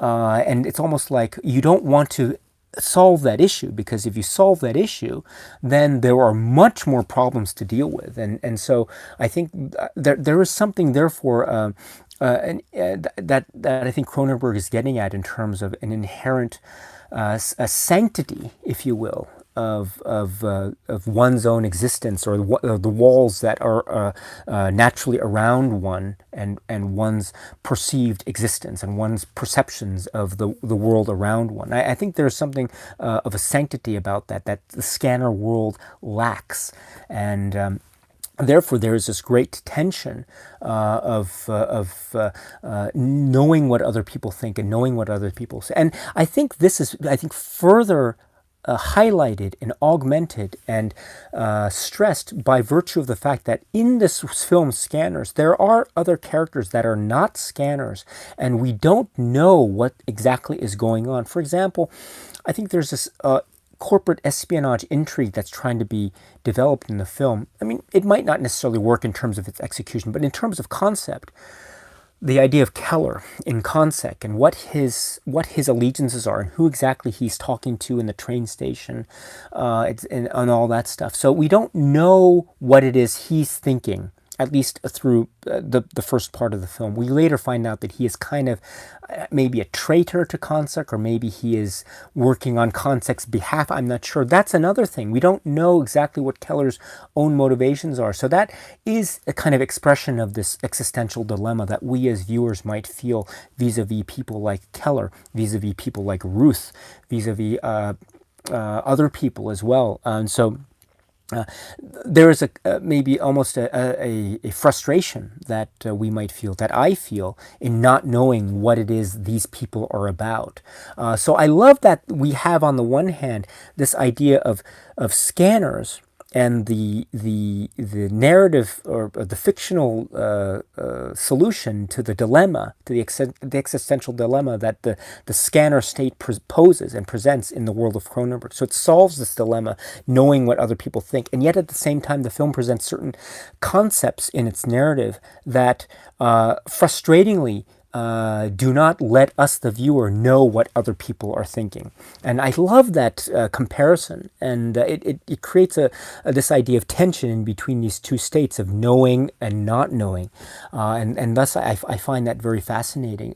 And also, if just on the state of on Cronenberg himself, I find this aspect to be one part of the body horror element of Scanners, in that it's this idea of knowing and not knowing, and the tension that arises between those states, and all the consequences that arise. And I find that those consequences have further implications to one's own existence, right? Because based on what state of mind you find yourself in, knowing or not knowing, that changes your life routine, that changes who you are, that potentially changes your life, your worldview, and all that. And I think that is the kind of change that we see prevalent in many of Cronenberg's works. This idea of body horror bodily mutation, mutating into something else. This is the sort of mutation that I think we see. Not only is it a physical mutation, but it's also a mutation of the mind, where we have this all the way up to now, the existential dilemma of not knowing what the other people are thinking, now solved by the scanner state, the application of the chemical ephemeral, thus creating the scanner state, thus breaking free of this dilemma, yet causing new problems along the way. This is a mutation of the existence of these people. Or maybe in other Cronenbergian terms or Cronenberg-esque terms, it's not only a mutation, but also an evolution. And therefore, this existential idea is, I think, at the very heart of what it is, what it means for a film to be exhibiting a sense of Cronenberg type of body horror. It's not just body horror mutation of a kind of physical state, although in Scanners we do see that as well, but it's also a one's worldview and one's mind and one's own perception of oneself that is the subject of that kind of mutation, if that's what you want to call it, evolution, if that's what you want to call it, change, if that's what you want to call it, body horror, if that's what you want to call it. I think that's what that means in the context of this film. Speaking of evolution and body horror and mutation, the other thing that's, of course, a key component to this discussion, at least in my opinion, is the idea of how this film, by extension, deals with the theme of mutation and evolution. And they are, in fact, I probably can use those terms interchangeably for purposes of this discussion. So what do I mean by this? So it's very clear that the scanner state is seen by some in the film anyway, probably by Dr. Ruth, definitely by Darryl Revick, maybe by Vale and Obrist, maybe to a lesser extent by Braden Keller, although I'm not quite sure, but at least to some people's points of view anyway, the scanner state is seen to be like maybe the next step of evolution of the human race, because it's an added layer of ESP power that otherwise wouldn't have existed in the world of normals, as Revick describes it, right? But this state of being a scanner, if it's a kind of expression of the next state of evolution of humankind, then I think this is also a really Cronenberg way of expressing this, because in his art, evolution and change always comes about because of destruction. You cannot, you can only create by destroying. And I think if the concept of creating is represented conceptually by the notion of scanners. Scanners, at least in terms of Darryl Revick, and definitely in terms of Cameron Vale and his powers, they are essentially powers that can destroy, that can kill.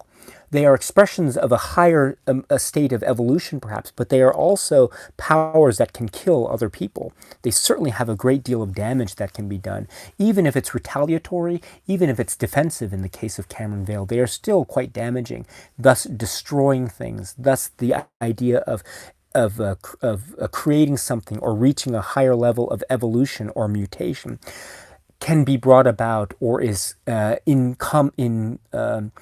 parallel with the concept of destruction. So creation and destruction are hand in hand in this film.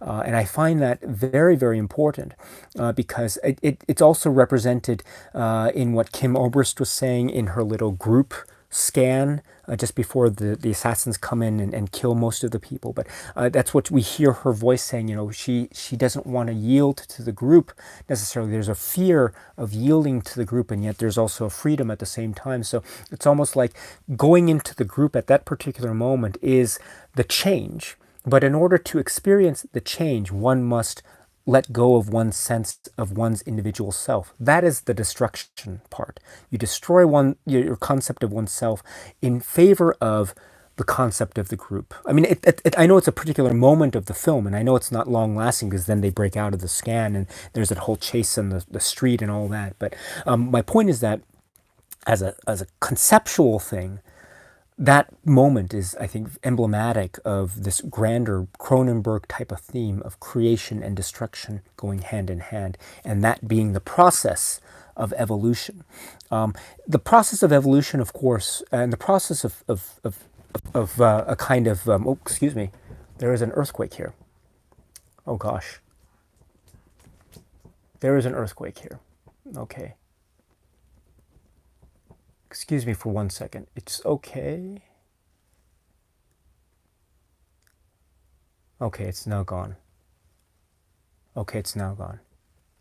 Oh gosh. Those always scare me. Those always scare me. I live in Japan, but those always scare me. Okay. Just a slight shake. I don't think it's too bad. No, okay, so it's gone. So where was I? Let's see, where was I? What was I saying? What was I saying? Give me 1 second while I try to remember where it was I was talking about. So excuse me here. Let's see. Let's see. Where was I? Where was I? Evolution and creation, right? There's evolution and creation, and what was I talking about? Evolution and creation, and oh yes, I know what I was. Excuse me. So I apologize for cutting myself off like that, but there was a little bit of a shake in the room. So that in Japan, unfortunately, there are earthquakes. It wasn't a very big one. It was just a kind of minor tremor, I suppose, but there was a little bit of shake there. So, but everything seems to be fine. Nothing has fallen down or anything like that. But everything is normal. But it did interrupt my flow of thought there. So I apologize for that. But now, what I was talking about, I think, was this idea of evolution or creation and destruction, and how this is an expression of the Cronenberg, or a Cronenberg expression of evolution in his films. This idea of change, this idea of mutation, this idea of going to the next step of a kind of evolutionary growth, and whatever that means. And I think one way that we see evolution and change and a kind of progress, if you will, a biochemical process that is called progress. I think one way that we know that in terms of biology and biological terms, the way in which the human race progresses itself is through this idea of a copulation, or a sort of sexual union that yields breeding, and thus new people are born, right? So this idea of two people joining, and some kind of synthesis, and a process of synthesis occurs, thus creating something new. That's a kind of sexual the sexual process by which breeding occurs, not only in the human, not only for humans, but also any kind of organism, in terms of breeding and multiplying and growing in terms of numbers, right? So there is this idea of synthesis of two things coming together and creating something new. Okay, and I think that concept is also something that is expressed in Cronenberg's body horror films. This idea of these things coming together, these things that are otherwise foreign to each other or separate from each other, coming together and creating something or destroying something along the way. That is the subject, I think, of a lot of Cronenberg's horror films. Scanners is no exception to that. It's a perfect example of that, I would say. And we see this in the way in which Cameron Vale and Daryl Revick, they both are interacting with each other, and also the scanner state as well. So let me just talk about the scanner state first. The way that Braden Keller, but the way that Dr. Paul Ruth describes the scanner method is that the scanner can join with the nervous system of another human being that is separated by space. That's what the scan is. And so if we think of that scan as that kind of process, then it's this idea of two beings that are separated by space, but then can be connected as one mentally and even emotionally, and thus physically, in fact, through the scan process. And that's what I was trying to say before about the idea of breaking the existential dilemma and getting to know the other. But in terms of the science of the film, or as expressed in the film, that's what the scan is, which is the joining of two nervous systems, whether they be the nervous systems of one human being or another, or maybe one human being and a computer that we see in one very memorable sequence of the film, etc. So it's basically a joining of two minds. But this joining is always temporary. It only lasts as long as the scan lasts. And so once it breaks, it breaks. And we see moments also in the film, many moments where the scan is used in a violent way. In other words, this joining or union, the joining of these two nervous systems to one, isn't always a pleasant experience, right? As the first scanner, the Louis Del Grande character says at the beginning, it's a painful process. You might experience nosebleeds, cramps, etc. So there is a physical, there are physical side effects to being scanned and having one's nervous system joined with that of a scanner, etc. So it's not a pleasant experience. So there is this idea of resistance, a physical resistance, but and it's not a complementary kind of process necessary. So that is suggestive of the fact that the scanner process itself is unnatural. It is not a natural fit to have this scanner link between two nervous systems. It is not mutually beneficial. We do see a moment, of course, where the scan process seems to be mutually beneficial when Kim Obrist and Cameron Vale and the others have that group scan. It feels like it's a communal thing. So maybe that might be the exception to that. But generally speaking, my sense of it is that the scan process itself is unnatural. Okay, but the point is that there is this kind of tension at the same time where people innately want to kind of procreate, or they want to carry on, as it were. And so this urge, which is labeled sometimes as a kind of sexual urge, or sort of the craving or human desire, that sort of thing. I think this is inherent in this tension of wanting to be part of someone else on the one hand, but there is a tension if that connection, as we see in the world of scanners, is, as I think it is, an unnatural connection. So there's this human desire to want to join with others, and yet the way that we join with others is through the scan, through this unnatural process, that is inherently filled with tension. Okay, so it's this resolution of tension that I think is at the heart of the body horror element of scanners. In other words, if we think of body horror as being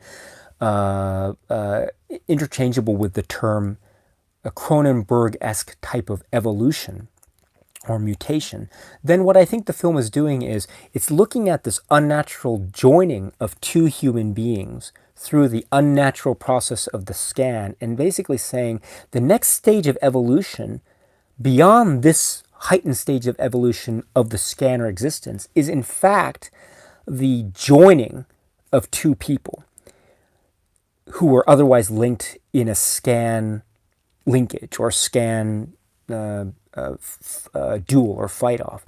What am I talking about? Of course I'm talking about the two characters, Cameron Vale and Daryl Revick, at the end of the film. So this is, I think, the key component to body horror as described by Cronenberg, because what happens in this duel? Okay, so they have Cameron Vale has been knocked out with some kind of tranquilizer gun, as has been Kim Obrist, after they tried to find one of the doctors to whom the ephemeral has been distributed through the RIPE program. I think his name is Dr. Frayne. And there's another comic moment in the film where Dr. Frayne is confronted by Cameron Vale as he is looking after one of his patients who is without shirt and just sitting on the patient's table there. And so kind of a funny scene. But this leads to the final showdown scene where Cameron Vale is taken to one of the offices and the office space of the biocarbon amalgamate offices. And this is where Daryl Revok talks about what is actually going on, at least according to Daryl Revok, who Paul Ruth is, what ephemeral is, what the whole deal with scanners is, what is the right program's whole point, etc. And they are in fact brothers, they are related. And this leads to the final showdown between the two brothers. And, tell me you're not going to portray me like the rest, right? Tell me you're not. And then Cameron Vale resists with a little statuette of something.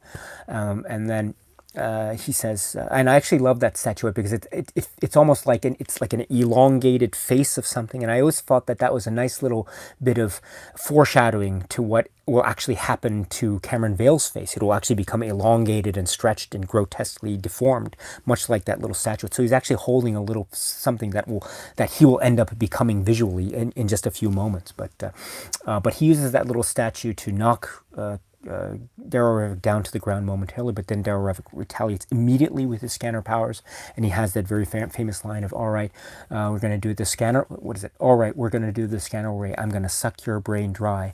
Everything you are is going to become me. You're going to be with me, Cameron, no matter what. After all, brothers should be close, don't you think? And he proceeds to do the scanner thing, and Cameron's veins start to pop out, and all that really bloody, disgusting stuff begins. Okay, so during this fight, during this scan battle, Cameron Vale suddenly gets his second wind or something, or no, not his second, but his first wind, I suppose, because then he sort of overcomes Daryl Revok a bit, causing Daryl Revok's face to expand there, and Cameron Vale puts his arms together like this and tries to do a little retaliatory counterattack, but to no avail, because Daryl Revok himself counterattacks with melting Cameron Vale's heart, having all these things pop out of his face and blood splur out, and there's a slow motion thing where he's trying to rip his face open. I don't know, it's all gross. It's really gross and disgusting, and it turns into this huge battle where we see that Daryl Revok is, in terms of scanner strength anyway, much stronger, much more of a formidable opponent than Cameron Vale, and we think that Daryl Revok is the stronger of the two, which makes sense because he is older. But Cameron Vale seems to be the smarter of the two in terms of scanner fight tactics, because the look in his eyes suggests that he has a plan. He is trapped and he has nowhere to go physically, and he'll probably lose the battle, but he has one final trick up his sleeve. And what is it?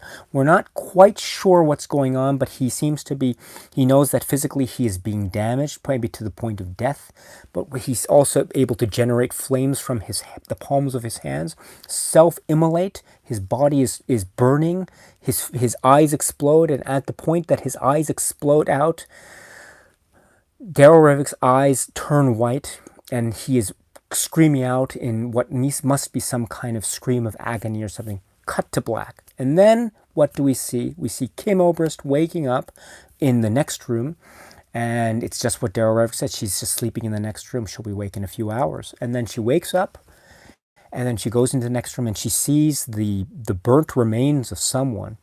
We can assume it's Cameron Vale's body, because we saw Cameron Vale just moments earlier on fire. And then she kneels down, and for a moment she's not quite sure what's going on, and she calls out, Cameron, and then we get the final image of the film, the camera movement, which is very poetic, going to the corner in a swift motion. We see a body that's covered in a coat, which is probably Cameron's coat that we saw him wear on a number of occasions during the film, but we see the coat being pulled back, and who do we see? We see Daryl Revok, but it's Cameron Vale's voice, but kind of. It's not. It's almost manipulated. I mean, I've heard it said that this is actually a mixture of Stephen Lack's voice and Michael Ironside's voice, but it sounds more Stephen Lack. It sounds more Cameron Vale, if indeed it is a composite of the two. But it sounds more Cameron Vale. It says, what does he say? Kim, And he says, it's me, Kim Cameron, I'm here. It's Darryl Revick's face and Darryl Revick's movement and body, but it is Cameron Vale's voice, and the eye color is different, and the scar of the drilling of the hole in the head is also gone, which is also a very, I think, significant detail. And he says a very interesting line, which I find so fascinating, is, it's me, Kim Cameron, I'm here. We cut to a shot of Kim not quite knowing what's going on, and going back to a close-up of the eyes of Michael Ironside, and with no more scar, and we hear the voice saying, we've won, and it fades to a kind of white, and that's the end of the film. We've won, right? Now, I find that line to be very fascinating. The idea, of course, being that Cameron Vale somehow transferred his essence into Darryl Revick. Is Darryl Revick still in there? Maybe. Or, alternatively, did Cameron Vale switch out his essence out of his body and put Darryl Revick's essence into the burning, dying, decaying body of Cameron Vale? So in other words, they switched essence, they switched bodies in a sense. Is that what happened? We're not sure. Or are they two together? We're not sure.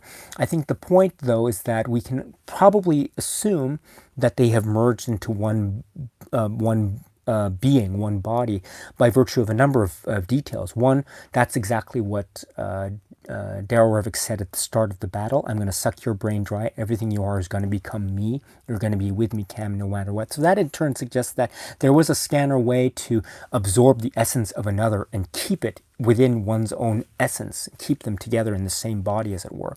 So there's also this idea of the characteristics of Darryl Revick at that final moment before the film ends. It's almost like it's a blending of the two brothers, the eye color, the voice, etc. So there's a suggestion that it is indeed a merging of the two. And also, there's an interesting thing about the last line as well. We've won. We've won. This is the. I know the English is supposed to we've won, right? We have won, as in WON, the past tense version of the verb to win, right? As opposed to lose, right? To win, we have won, we've won. I know that's the line, but also, the word won, WON, sounds exactly like the number one, ONE. And I've always thought it's always nice to think of that line as not just we've won, WON, but also we've won, ONE, as though we have won, or we have become one.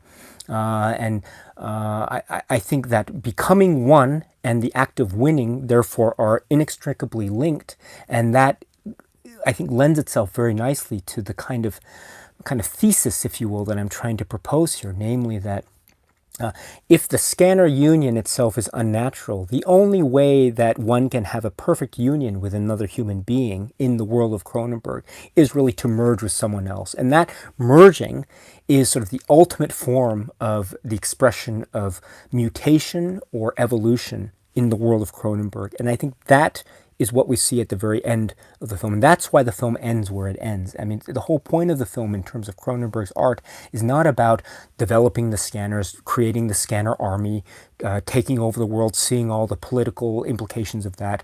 I think the whole point of it is just looking at this world through the lens of the body horror of Cronenberg. If the term body horror means evolution, change, turning oneself into something else, creating while destroying at the same time. All the stuff is included and embodied by that final moment. It's this idea of creating something new for the sake of the old, destroying the old for the sake of the new, and turning, and that creation being the creation of a whole new merged existence of characters that were otherwise, up to that particular moment in the film anyway, separate. They were separate, but now they're one. It's just like the scanner way. Scanner ways are the joining of two, the nervous systems of two beings into one. It's in a natural line. So what's the next step? actually merging the two at the same time, and that is I think that is the kind of the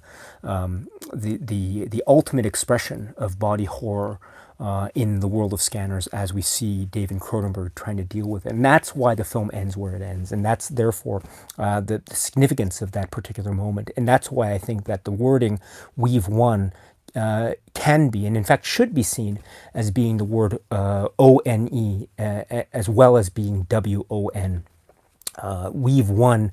We've won indeed. They have indeed become one at that particular moment. So, yeah. So that's what I mean when I say that the term body horror and Cronenberg in this film, I think, is very, very complex, and it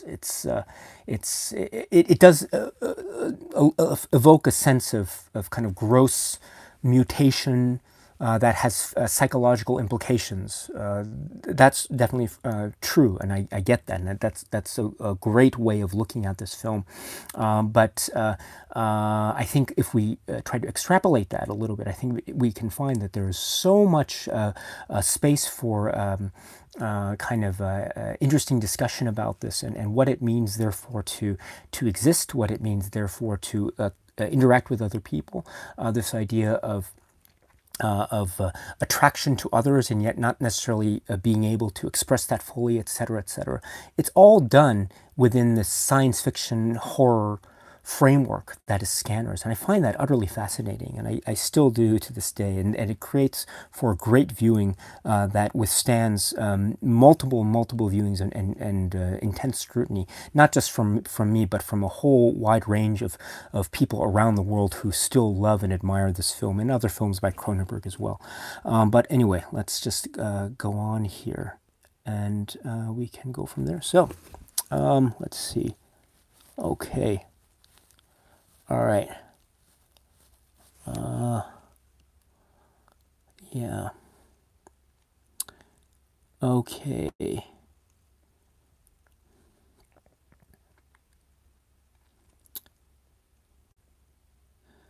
All right, I'm going to go. All right, I will go with. I'm going to skip around a little bit. I'm sorry. I see a great discussion of other Cronenberg works like The Brood, Videodrome. Wonderful. It'll be such a great pleasure if I could talk about those films in a live stream or in a separate video or videos. Cronenberg works are just so unique. Oh gosh. One day. As I say, so much to do, so little time. Let's see. Yeah, okay, so I'm reaching the point in the chat about the earthquake tremor, but that's okay. Everything is okay. Thank you very much for that. There's talk about Academy Records, which is good. Yes. Okay, let's see here. Cooper Glover, 1972, says, Scanners makes me think of The Shining. Well, that's interesting. I've never really thought about that. I mean, I know The Shining film as well. I have to think more about that. That's interesting. Kubrick Glover 1972 says, maybe the ambiguity in the film maybe somewhat comes from Cronenberg's rewriting of the script, so maybe he couldn't flesh out the characters during the film, but explained at the end by Revek. Yeah, I mean, that's possible. Yes, you're right to point that out. I didn't mention it, but there is this history behind the production of the film that it's been said that Cronenberg was actually rewriting much of the film as it was being made, and it according to Michael Ironside on the interview that's found on the Criterion disc, according to Michael Ironside, he came in for that little bit of the filmed footage of the therapist interview after he's drilled a hole in his head, but then he found out later that his role was expanded. The role of Keller was meant to be much greater than it actually was, but it was somewhat diminished in favor of a bigger role for Darryl Revek, and so that probably has to do with that, there's a sense that perhaps that could be why there's a lot of explanatory stuff by the end of the film, and all this. It's essentially like an information dump, and so I don't fault anyone at all for thinking that this film is maybe a less than successful execution of what otherwise could have been a really cool concept. Because I think there are certain ways that the film explains things that feel a little bit rushed. I don't get me wrong, I do feel that way, and I feel like the stuff that Daryl Revick is talking about at the end there, just before the final scanner battle, does feel like a little bit of a lot of explaining, and just it could have been revealed in maybe a much more subtler way had the narrative been more ironed out and more rather than it was. But be that as it may, I have no inherent disagreement with the way that the plot ended up and the way that information ends up being revealed slowly but surely throughout the film, and then suddenly with a lot of gusto at the film's end. But Trooper Lover 1972, you bring up a great point about that. And you're talking about the reshooting of the ending as well, and the special makeup effects that were perhaps from his point of view not what he was looking for. When Cameron has fire in his hands, it's like a god with fire in his hands, like Shiva in Hinduism. Maybe I'm over-interpreting it too much. Well, I don't think so, because I do think of this film also. I mean, it's what I was trying to say at the very outset too. And I think your comment says it much better than I, which is that this is a film that is in many ways like a Greek myth. This is like the battle of the gods. These are gods that are fighting for supremacy, really, and it also has in those terms anyway, it also has a sense of being like a Shakespeare play almost. You know how I'm not talking about a filmed version of a Shakespeare play. I'm talking about a Shakespeare play, because all the stuff that happens in a Shakespeare play. I'm being very rough about this. If it sounds like I'm disrespecting Shakespeare, I'm very sorry. I have a great love and respect for Shakespeare and his works. I'm very much so. I love Shakespeare's works very much. But there's a thing about Shakespeare's works that it's like you see the stuff on stage, and all the kind of action stuff, almost for the most part, takes place off stage. So you hear all the stuff that happens off stage through the explanatory notes of people who are on stage, the characters that are present on stage as we see them. Of course, there are many other things that are going on. The drama is quite inherent and quite intense and very real, what we see on stage. But off stage, there's a lot of stuff that happens that is not necessarily depicted in stage productions of Shakespeare. I feel that in very similar ways that is a kind of way that we can also look at Scanners too, and how it's like a duel of the gods. Most of the stuff, the intrigue, the concept stuff, the ephemeral ripe program, the scanner army that will grow from these as of now unborn children, etc. All that stuff is kind of the background, but the intense stuff is the stuff that's happening between these characters. It's the drama that's happening there that's more important. Granted, there's some action sequences along the way, that the cars and the crashing through the record store and all that. I mean, that's all like very. That's all very thrilling and like dangerous stunt work and very suspenseful stuff, don't get me wrong. But the whole heart and soul of the film is basically two guys talking and two guys just standing there and like basically acting out mental powers. But it's just basically two guys standing there, and stuff happens, pyrotechnics happen, but it's just two guys standing there. So that is, I think, in essence what's going on. So that is like Greek myth or Shakespeare play personified, and I really love that about this film very much. Again, I totally get the criticisms, how it's not. It probably could have handled the way it revealed information. It probably could have handled it a little bit better, a little bit more artfully. But even the final product itself deals with it in a very clear enough way. Let me put it that way. I mean, all the stuff with Consec and biocarbon amalgamate and who Keller is and what the whole deal is with Keller and Revick and Ruth and all that stuff is pretty complicated. Don't get me wrong. But the main stuff that we need to know in order to follow the actual direct story of the film, the main stuff we need to know is all the stuff about ephemeral how the scanners were created, and who Cameron Vale is, who Daryl Revick is, and who Paul Ruth is. As long as we have that information clearly set up, then we're good to go. And I think all that stuff is clearly set up in that final scene with Daryl Revick and Cameron Vale.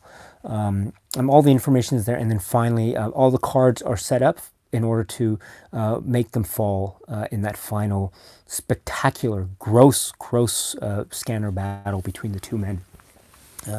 So yes, okay. All right, so what's the time now? It's 1:14 a.m. Gosh. All right, so let's see. Dr. Purple says, hold on, I'm sorry, I'm skipping. Noam Lackery says, I'm always impressed by the visual aspect of the Blu-rays from the Criterion Collection. Yes, me too. And Dr. Purple says, I don't believe there's such a thing as overinterpretation. Everybody gets something different. Film is great because people can have their own conclusions. Here, Dr. Purple. Here. I agree wholeheartedly. And let's see. Kubrick Lover 1972 says, I would have liked to have heard about the sound design on the Criterion disc now that you mentioned the sound. Yes, I think there are a lot of other things I would have liked to have seen on the Criterion disc. A sound design interview would have been really cool. Maybe a supplement about the different versions or the way that the story evolved. That would have been really interesting. We didn't get a commentary track on this, I don't think. Yeah, but we didn't get those, but we did get a lot of other good stuff too. As you mentioned, as you said, you saw the Criterion supplements. They're really good. They're really, really good. Twisted Razor says, the end was done very well. When he said, we've won, that really stuck with me. What a great film. Yes, that's a great line. That is a great one. And he says it not once, but twice. You know, we've won, fade to white.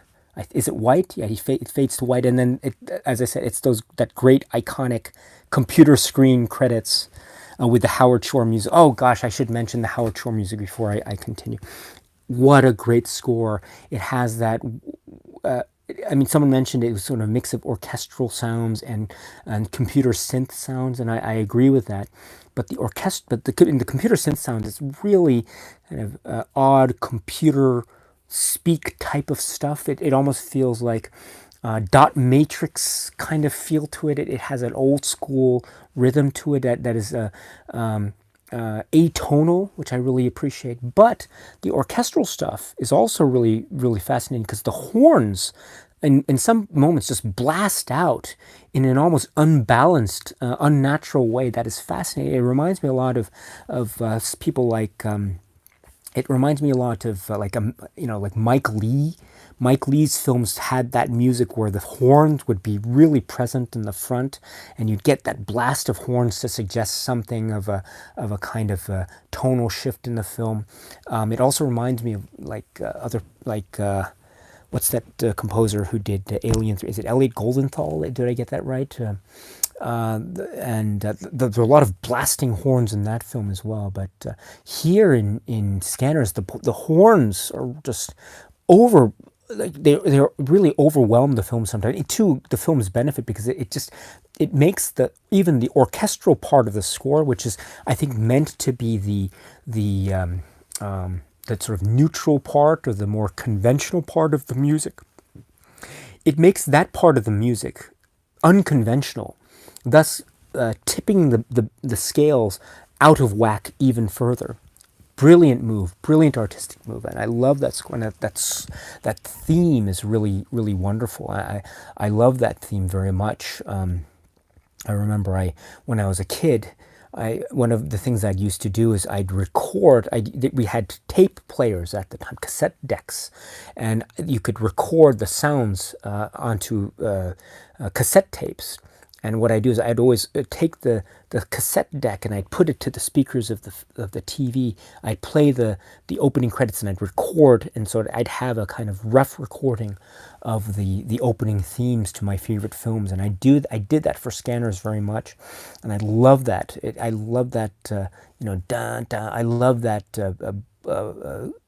dominant, forceful theme at the beginning, which is also reprised at the end. And I love that theme music that's played, that da da da da, and that it's overlaid with sounds of computer synth sounds and stuff at the final duel, and we see that Cameron Vale is just really losing everything, and it's become so chaotic and frustrating and mesmerizing and beautiful. It's such a great soundscape, both music and sound, of course. But yes, let's see. I've skipped around here. Let's see here. I have just skipped around, and there's talk about Romero and Dawn of the Dead, which is great. Oops, I've just skipped around here. I'm gonna go back.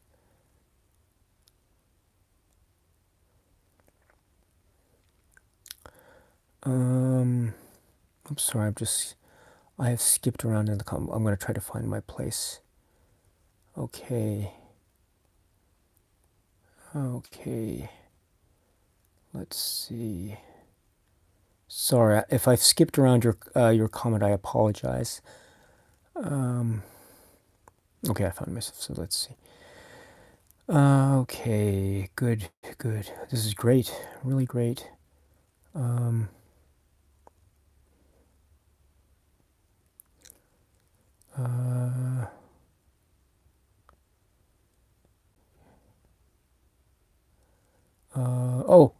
My Reddit inbox from, okay, I'll check that. Thank you very much, my friend. Mitch Rivers says, never thought about the ending like that. I'm really excited to go back into this film and discover more about this wonderful work of art. Well, thank you, Mitch. Thank you very much. Noam, sorry, I missed. Alan says, interesting Weave 1 versus Weave 1. Oh, yes. It's like before the film was available on... before the film was available with optional subtitles, one could only see it on VHS, and they never had subtitles. But I always thought that he actually said one, O-N-E. I've only found later that the actual word that he says is W-O-N. Let's see. Okay. Noam Lacri says, as I said before, I didn't watch Scanners, but I will repair this mistake soon. But I love this interpretation of the scene we've won. Oh gosh, okay, well, yeah. If you, sorry if anything I've said might have spoiled the film for you, but yeah, if you are okay with films like Scanners and you don't mind, I'd love to hear your thoughts on it after you've seen the film again. I think it's really it's a really worthy film in Cronenberg's canon. Let's see here. Destiny Blaylock says is expanding on weave one as in weave. W-E-A-V-E as in weaving something.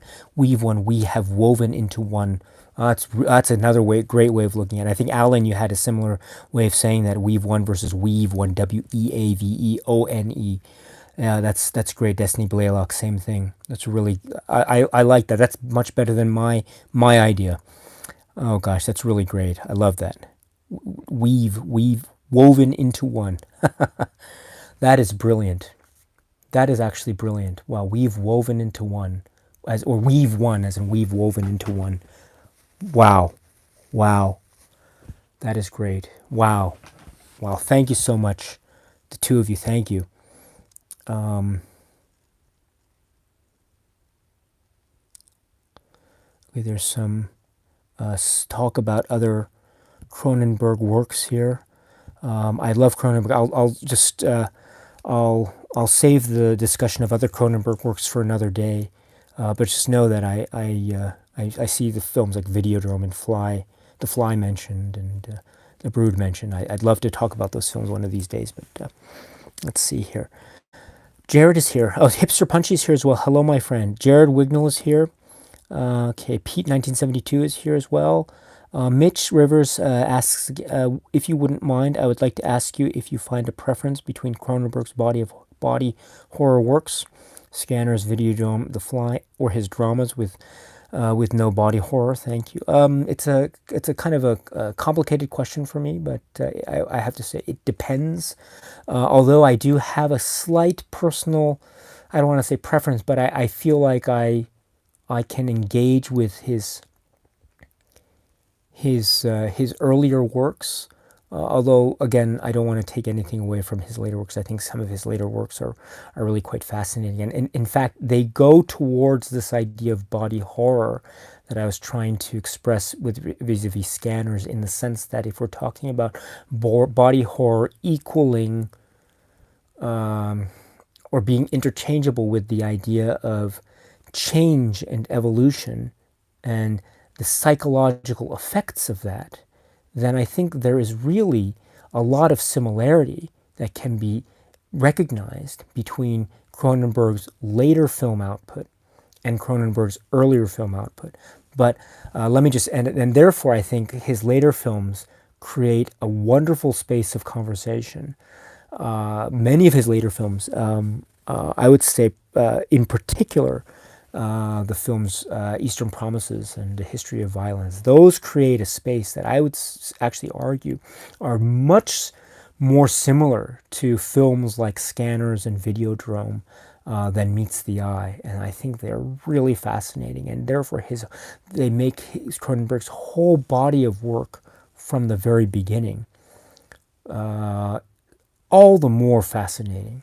So I'm that's to say that I have a real respect and affection for Cronenberg's later output, all the way up to Maps to the Stars, and the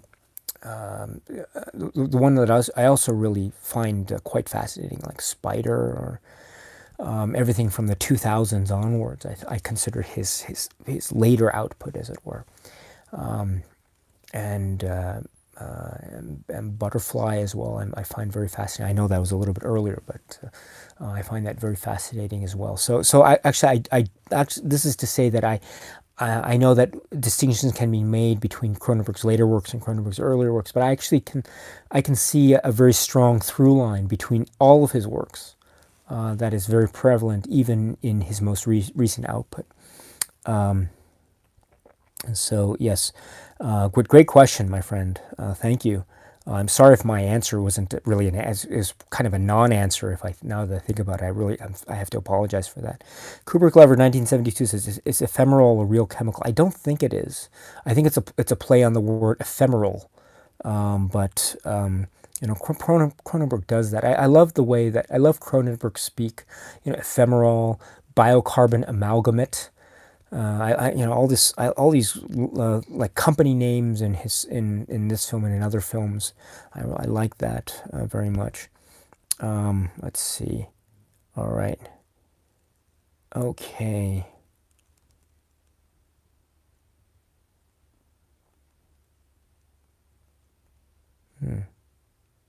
So I'm just I'm looking through the live chat. I'm scanning the live chat, and so just checking out. This is a great chat, by the way.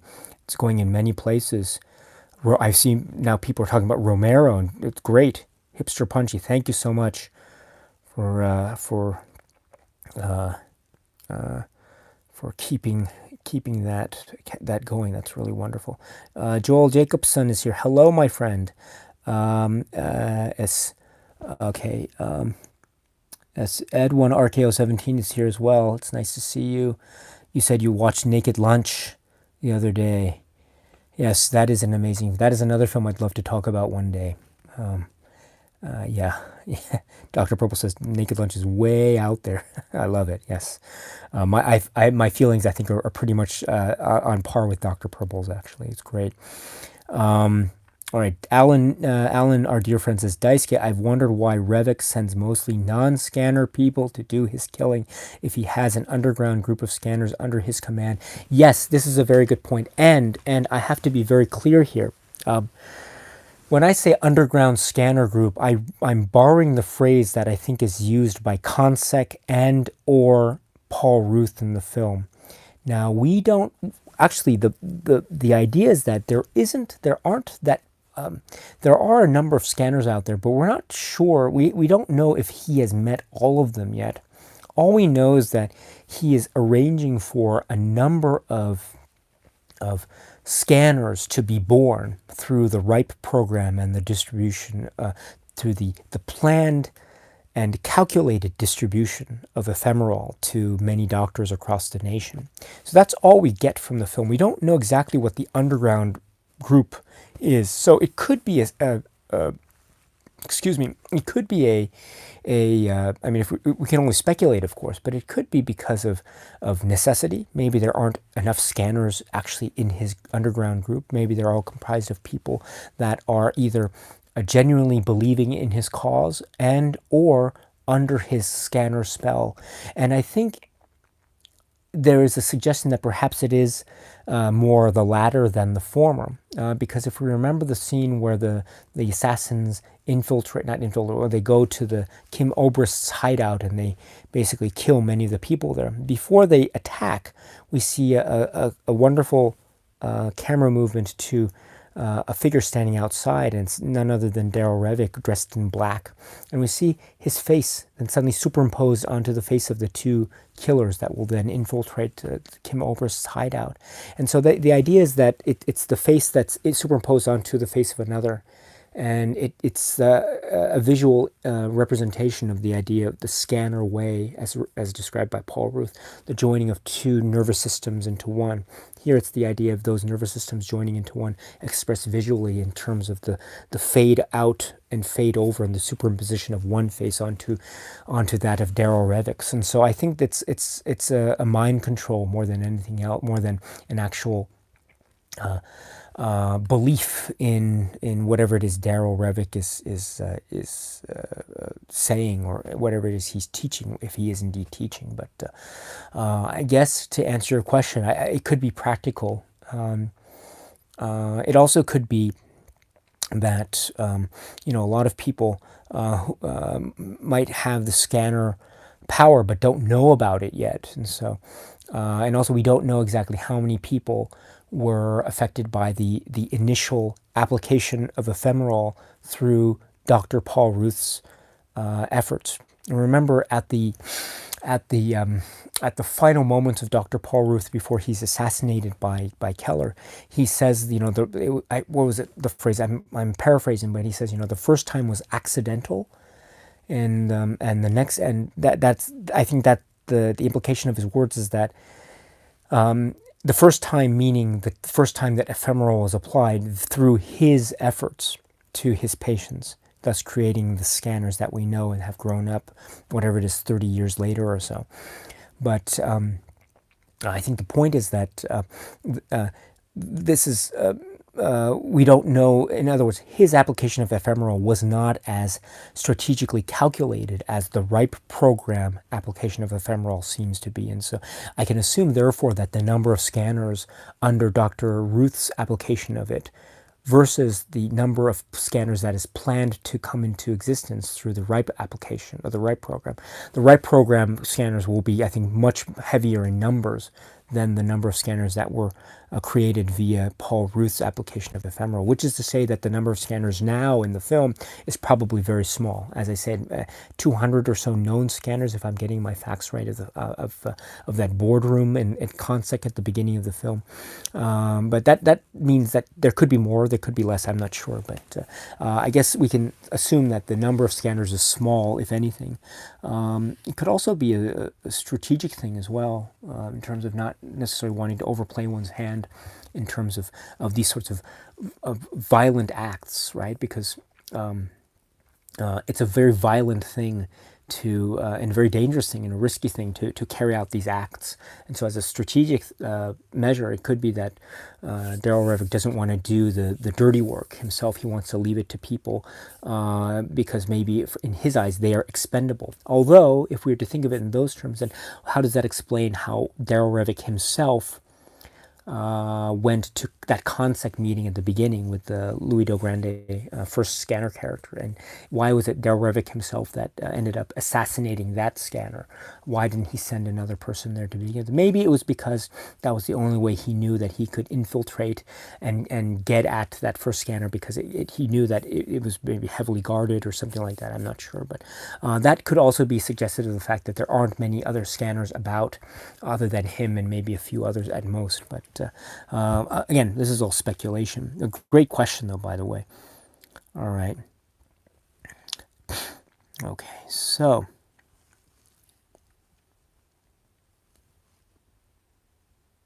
okay, there's now a great discussion of naked lunch as well. So it looks like we might have to, excuse me, we might have to talk about naked lunch one of these days on this channel. Maybe after Videodrome, maybe after the Brood, who knows? But this is great, absolutely great. Excuse me while I take a sip of water. Let's see.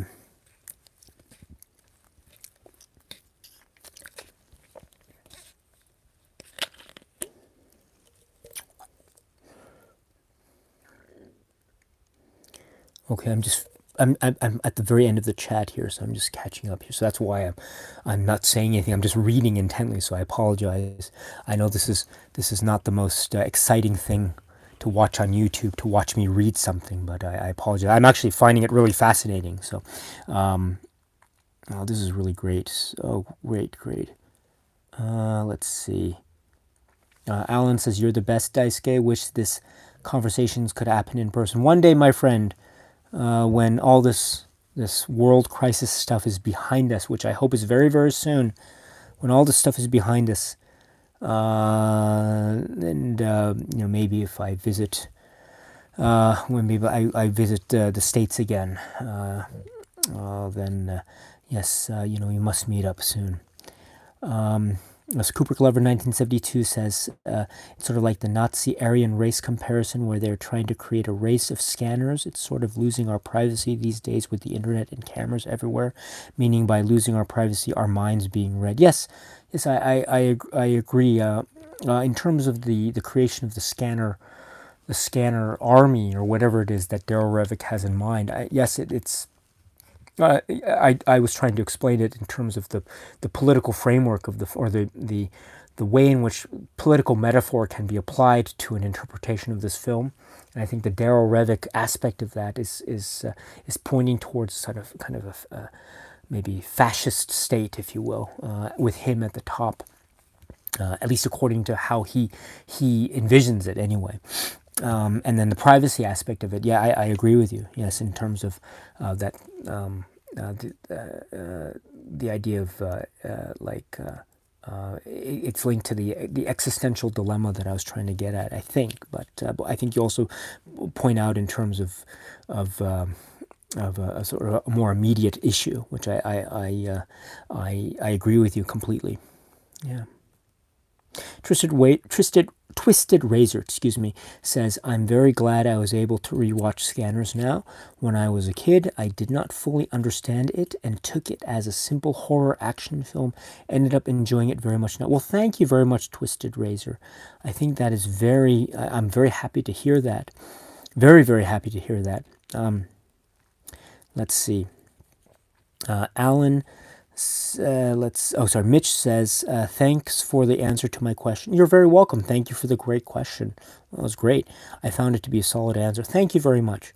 Cronenberg can work in many genres and styles while still expressing themes that are consistent in all of his work. Well said. You said it much better than I. Much better than I. Thank you so much for that. If you don't mind, I might borrow that expression that you say and use that. But if you don't mind, of course. If you mind, then let me know and I won't use it. But I think you have a great way of words, my friend. Alan says, "Would love a complete review of all Cronenberg films." I would love that too. That would be great. Where do we start? I guess we could start with like Stereo, I suppose.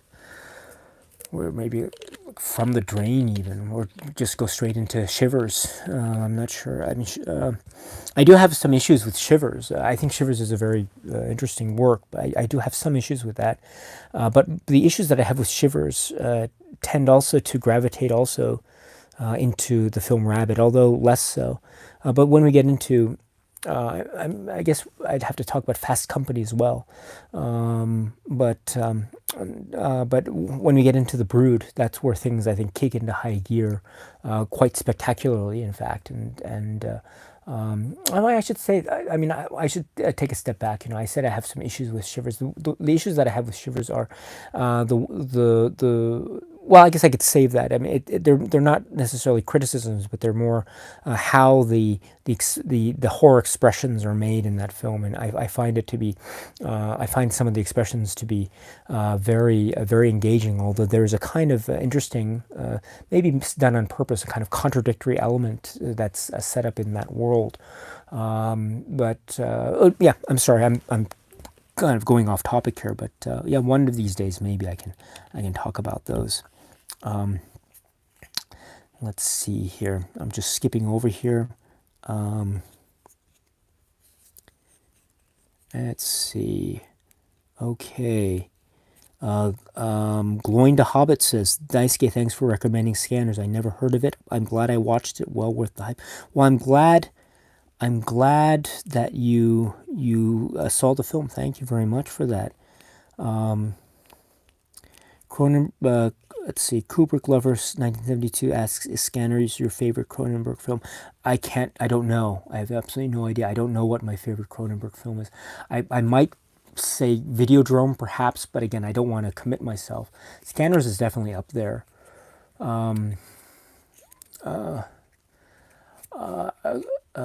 It's a very different film, and it's also a film that's very intense, and I don't recommend it to everyone because it does have quite intense scenes of violence and sexuality. But Crash also is a really intense and I think very important work in Cronenberg's oeuvre. Naked Lunch too, I think is so important.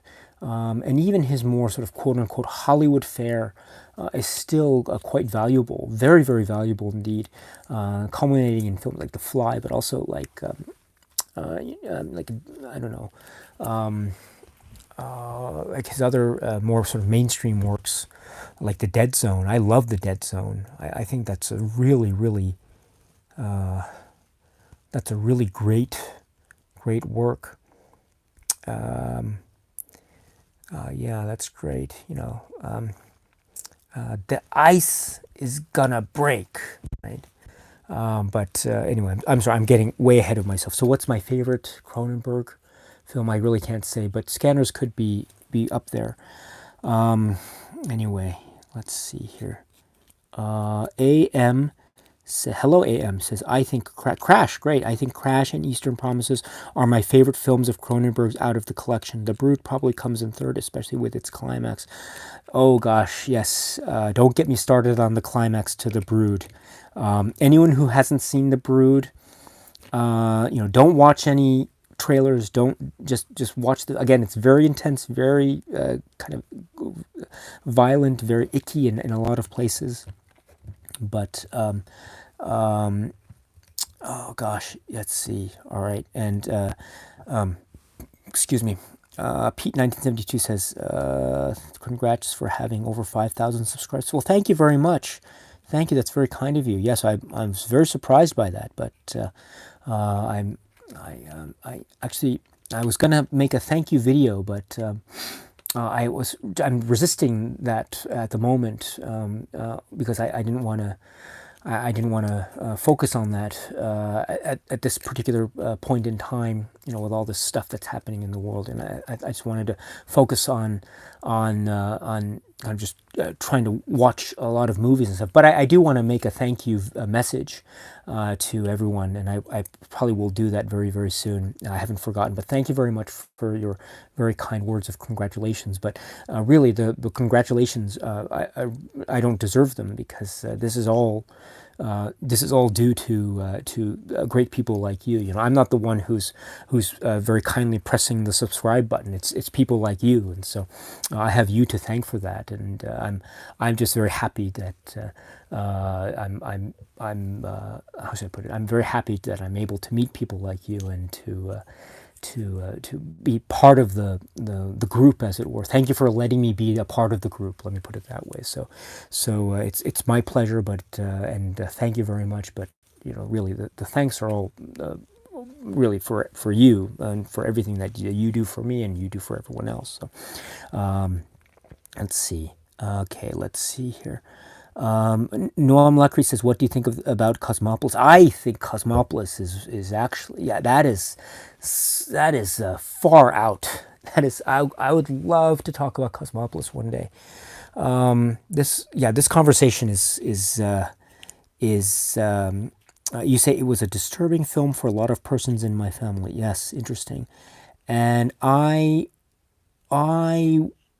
gosh, this conversation, everything that you're talking about, you and you know, Hipster Punchy and everyone else here are talking about, and other films, the Videodrome, Brood, The Fly. Alan's asking about all Cronenberg films. Good for you, Alan. Pete 1972 and everyone. Oh gosh, you are making me want to do more Cronenberg films on this channel. My goodness. Yes. Oh gosh. Eastern Promises: A History of Violence. Oh my goodness. What am I going to do? I am trying to work through the John Carpenter films. I don't want to. I mean, I don't want to say as fast as I can, because I don't want to rush through those. But I'm kind of on a John Carpenter sort of, how should I put it? It's those things sometimes where you know, sometimes you feel like you just want to watch all the films of a filmmaker again for whatever reason. I feel like that about John Carpenter. There's something about watching his films, especially during these times, for me, that's kind of almost comforting in a way. And so I'm just working my way through those, as some of you might know. I just uploaded a video. What was it on? What was the film I just uploaded? It was In the Mouth of Madness, right? So after In the Mouth of Madness, there will be Village of the Damned, and then Escape from L.A., and then Vampires, and then Ghosts of Mars, and then The Ward, and then also a video on the Masters of Horror works that he did. But that's it. So, I mean, that's it. That's still a lot. But as soon as that's over, I have to figure out another project to do, and I'm still thinking of that. What to do. So, again, so much to do, so little time. I would love the opportunity, my dear friends, I would love the opportunity to talk more about Cronenberg. As you have seen from this particular live chat, I think what I have to say isn't the most, it's obviously not the most brilliant stuff on earth that's ever been said about a Cronenberg film. Far from it. It's very, it's very half-baked, I would say. So I don't think I would be able to add that much. I don't think I'd be able to add anything anyway to the Cronenberg conversation, because all the great stuff has already been said. However, there is something very pleasant and very almost cathartic about being able to talk about works by an artist that have been so arresting and effective to me and to a lot of other people. And so, yes, this could be a possibility after the Carpenter series of videos are over. Again, I haven't made a decision yet, and it really depends on, because you know, you have to remember that, like, Cronenberg films are really great. They really are great, but there is just, it's like can I sit down and watch all of Cronenberg's films within the space of like a month? I don't know if I could do that. I think I would need a lot of downtime in between each viewing just to keep my thoughts straight, because I think it would almost be like gosh, his film works are just so overwhelming. It's almost like, I don't know, I like Max Ren in Videodrome. I don't know, like there might be a point where I don't even know what's real and what's not, you know what I mean? Because they're so enveloping and so intense. But what was I saying? So, but it is a possibility, I suppose, and it could happen. I mean, at the very least, I do want to talk about at least one or two other Cronenberg films on this channel, if not all of them. But we'll see. We shall see. It's certainly been very. It's been very kind of. How should I put it? It's been. Well, let me just end this by saying that Cronenberg has been a filmmaker that has more or less been there for me. I've always, I mean, back in the days of VHS rentals, it's always been there, and he's never left, and I hope he never does, because his films are still just a great thing indeed. Let's see. Paul Emery is here. Hello. You mentioned I like Cronenberg's appearance in To Die For. I like Cronenberg's appearance in Nightbreed. Yeah, that was really great. And let's see. Gosh. Kubrick Lover. Oh, Alan, thank you very much. Kubrick Lover 1972 says, do you watch at least one film a day, every day? No, I don't watch a film a day. I'd like to, but I don't have the time for that. Noam Lacry says, it's really good to see your passion for the cinema in general, Daisuke. Thank you very much. I'm quite young, 17 years old, and even if I live in France, you help me to improve my cinema culture from Japan. Thank you very much. Thank you. That's very kind of you.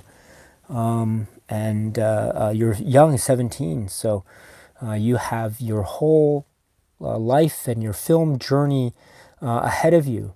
I can remember when I was 17 and the films that I was watching and the films that I had yet to watch. That is an exciting time, my friend. Please enjoy yourself and enjoy your film journey. And at any time, Noam, if you want, please let us know of any films that you have seen along the way of your film journey. If you want to share your experience, talk about a film that you really enjoy, that you really found arresting, engaging, entertaining, fascinating. If you want to talk about that film here or elsewhere, I am always happy to hear that, my friend. I'm always happy to hear what people are discovering. Even if it's a film that I've seen, there's something quite amazing about hearing about what someone else feels about a film that I think I know, because that makes me look at it through a different lens and makes me excited about it again, as though I'm watching it for the first time myself. So I'm very happy to hear that. And you say you live in France, so thank you so much for taking the time to stop by, and my warmest regards to you during this time, my friend. I hope you stay safe and be well during this time. And that goes for everyone, of course. It's not the easiest time, I know, and here in Japan, in Tokyo, we are affected in the sense that for many of us, it's staying indoors, staying pretty much home, working from home where possible. And but I know, of course, that this is not the only issue that's present here. There's also issues with of course, health. Immediately, there are health issues that are at play. There are also issues about economy and jobs and work and income, and how this will affect all that stuff, because there will be a drastic effect of this issue, of this situation, unfortunately, and the effects won't be wholly felt until time has passed. I mean, they're beginning to be felt now, of course, immediately, of course, but it's these aren't. This is a very difficult time, and I would be foolish if I said it's going to get better really soon, because I don't really know that for sure, and I don't suspect that will happen. But this is my way of saying, of course, please, my dear friends, please take very good care of yourselves during this time. And I mean that. Whenever I say that, I want to say that that has many meanings. Of course, it has the meaning in terms of health and happiness and good spirits. Keeping yourself well and healthy and safe, that's the most important thing. But also, it also means that I also appreciate the fact that for a lot of people, this can be a time where, money can be tight. Money can be very, very tight indeed. And it's also a very unstable time in terms of maybe employment or that sort of thing. And I appreciate that very much. I appreciate those issues very much. And so, I always, please, again, take good care of yourselves. I know it's important to watch movies and stuff. So if you're able to watch movies to keep yourself preoccupied and kind of distracted and, positively so, of course, and to keep yourself happy and to enjoy the time through movies or through whatever recreational activities that are available to you, then, I hope that you are able to do so, of course, to the fullest extent, my friends, to the fullest extent. But of course, whenever I put up a video here, I don't want to talk about how should I put it? It's not the most important thing is not about like the Blu-ray or I know a lot of people are buying Blu-rays and so, and that's really great. I think I really support that, of course. But I'm also very cognizant of a lot of people who maybe don't have the budget, especially now, for buying new Blu-rays and that sort of thing. And in fact, maybe that's not, especially for a lot of people, maybe it's better to save one's money rather than to go out and buy a new Blu-ray or something like that. Of course, we are all different. Everyone has his or her own special circumstance and situation, and I also appreciate that. But I just want to say that I how should I put it? I don't. I really want to express to you, whatever your situation is, I really hope for nothing but the best. And all the warmest regards, and please stay safe and take good care of yourselves. And if all I want to do here is work out my own particular issues as well, in talking about films that I particularly enjoy or particularly get into, because for me as well, this kind of stuff is a kind of therapeutic thing, because what I was able to do before in terms of recreational activities has been severely curtailed. To the point where I don't have much to do in terms of stuff. Of course, I have time with my family, but in terms of stuff to do, all I have is films and this YouTube channel at the moment, anyway. And so this is very important for me as a sort of therapeutic thing. But I do want to say that.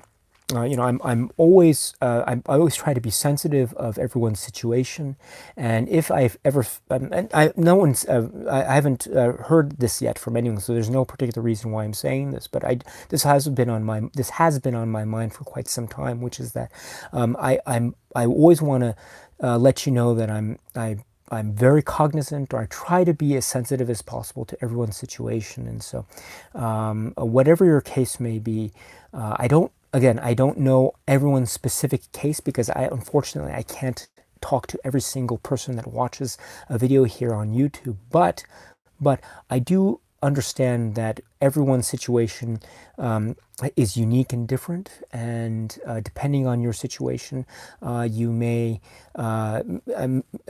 depending on what that situation is, your approach to cinema, or your approach to Blu-rays, or your approach to physical media or streaming or something could be different, very different from my own approach. And I just want to say that whatever your approach is, my friends, based on your own circumstances, your own budget, your own particular needs and wants, and your own particular situation as you see it, 1 month from now, 5 months from now, 10 months from now, whatever your situation, approach, philosophy, circumstances are, I respect that 1000%, and you have nothing, nothing but my utmost respect and my well wishes and deepest, warmest regards, and hopes that everything will work out as best as possible. Now, we have to remain realistic. We have to, therefore, maintain our heightened sense of awareness. We must be sure to stay safe, take our precautions very, very seriously, take care of our family and those around us very, very seriously, very well. We must do this. It's very important. But, of course, it is my hope that things get better as soon as possible and as quickly as possible and as painlessly as possible, because that is the most important thing, my friends. So I really feel this way, and I just, please know that I am always thinking of you and your well-being, and I hope for nothing but the best. Especially during these times. So, my dear friends, warmest regards to you during this time, and please take very, very good care of yourselves. That is the most important thing. Take very good care of yourselves and your loved ones during this time, and let's beat this, right? Let's beat this, and let's just. The sooner this is behind us, the better off we will all be. So let's beat this together, and we can continue to do what it is we all love doing, which is watch movies and talk about movies, and watch more movies and talk about more movies and all that. So, my dear friends, warmest regards to you. And on that note, I want to say that it's now 2 a.m. in the morning here, so I'm pretty much spent of energy. So I'm very sorry about this. So I've been talking on and off for, what is it? 12, 1, 2, so 3 hours, right? So it's not quite the level of our dear friend, Damn Fool Idealistic Crusader, his great YouTube channel where his live streams go for like 5-6 hours. Amazing stuff. His channel is amazing. Damn Fool Idealistic Crusader is amazing. If you haven't subscribed to his channel, you should subscribe right now. Damn Fool Idealistic Crusader. The line is from Star Wars, right? So anyway, I will now just go. So and wind down, get ready to go to bed. So thank you very much for joining me this evening, or this morning, or this afternoon, whatever the case may be, for this discussion of Scanners. Once again, just to conclude this film discussion, I must say that this is a film that is, I think, it is what you want it to be, in the sense that it has a lot to offer to many different people. It is an allegory. It is a kind of another expression of the art of Cronenberg. It is also, I think, at its heart, a very engaging and worthwhile sci-fi horror entertainment film. Does it tick all the boxes in terms of a complete masterful expression of the genre? Perhaps not. Is it a full expression, or is it a fully successful execution of the concepts that might be expressed by Cronenberg? I think that is certainly up to one can debate that, and one can have varying opinions on that, and I would certainly not try to dissuade you with any sense of urgency. Because I think any view on that particular point is valid, but I think for me, it does come down to its entertainment value and its ability to make us consider that which is inherently within the film, or exists beyond the frames of the film. Scanners does that for me very much so, and it continues to do so for me, and it's been my pleasure to just share with you just a few thoughts that I had about this film.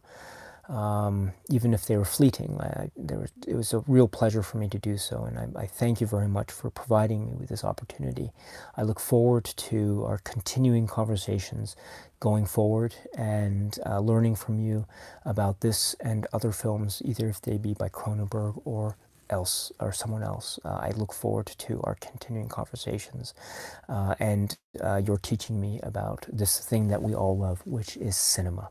So thank you very much. Next week, I just announced also that next week we will be talking, so next Saturday, which is April 18th, 2020 at 11 p.m. we will be talking about this film, which is Once Upon a Time in the West. Again, another classic.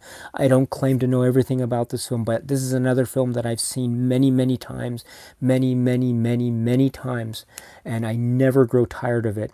And so this is Once Upon a Time in the West. Let me here is Once Upon a Time in the West, the Blu-ray, as expressed in the way in which the title card might appear in the Sergio Leone film. So we're going to talk about this film, Once Upon a Time in the West, next week. So Saturday, April 18th at 11 p.m. Tokyo time is Once Upon a Time in the West. And 2 weeks from today, which is the 25th, April 25th, that's also a Saturday, also the same time, 11 p.m., we will be talking about Howard's End. So Howard's End is going to be 2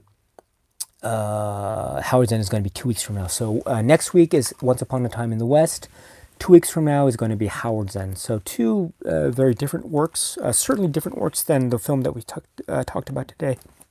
Excuse me, which is Scanners, but equally impressive, I think, in their own specific ways. And it'll be my pleasure to try to talk to you a little bit about how I feel about each of these films respectively. So next week, if you are interested, please feel free to join us for the discussion on Once Upon a Time in the West. And then 2 weeks from today, please feel free to join us about a discussion of the Merchant Ivory film from 1992. Is it? Yes, 1992, Howard's End. Okay, my friends, thank you very much for your time. I apologize if I missed your comment, if I missed your question, if I didn't mention you, and I will. Please accept my apologies. I did my best, but as always, even my best isn't good enough. So I tend to have that. I accidentally skip over comments sometimes, just because I can't skip. I can't. It's hard for me to keep up with everything, but I'm doing my very best. So. But if I skipped over your comment or your name, please forgive me. It wasn't my intention. But I'm so glad you were here to join us and to listen to all the people here and their great commentary about the film Scanners. So thank you very much again. And until we meet again, please be happy and healthy and well. And please keep on watching a lot of great movies. Thank you, and cheers. Thank you. I almost forgot the line. I say it so many times. It's almost a habit now, but I think maybe it's the lateness of the hour. Gosh, I tend to lose focus, so I apologize for that. But thank you, my friends, for joining us. That was a very fun conversation about a very interesting film, Scanner. Excuse me. Okay. All right, so just gonna wind down here, and I'll turn off the camera in a minute or so. So thank you very much, my friends. You have made me want to talk more about other Cronenberg films on this channel. Gosh, this is amazing. This is really amazing. I don't know what to do now. I'm really quite. This is very exciting. What should I do? How should I approach that? I mean, I could start like a random video, I suppose, on the Brood or something, or I don't know, like Cronenberg films in the Criterion, Cronenberg in the Criterion collection, or the Cronenberg canon in the Criterion collection. How's that for alliteration? So I guess that could be a possibility, but there, of course, are a lot of other Cronenberg films that aren't in the Criterion collection that are still so worthy to talk about. Oh gosh, this is quite an interesting thing. What to do? What to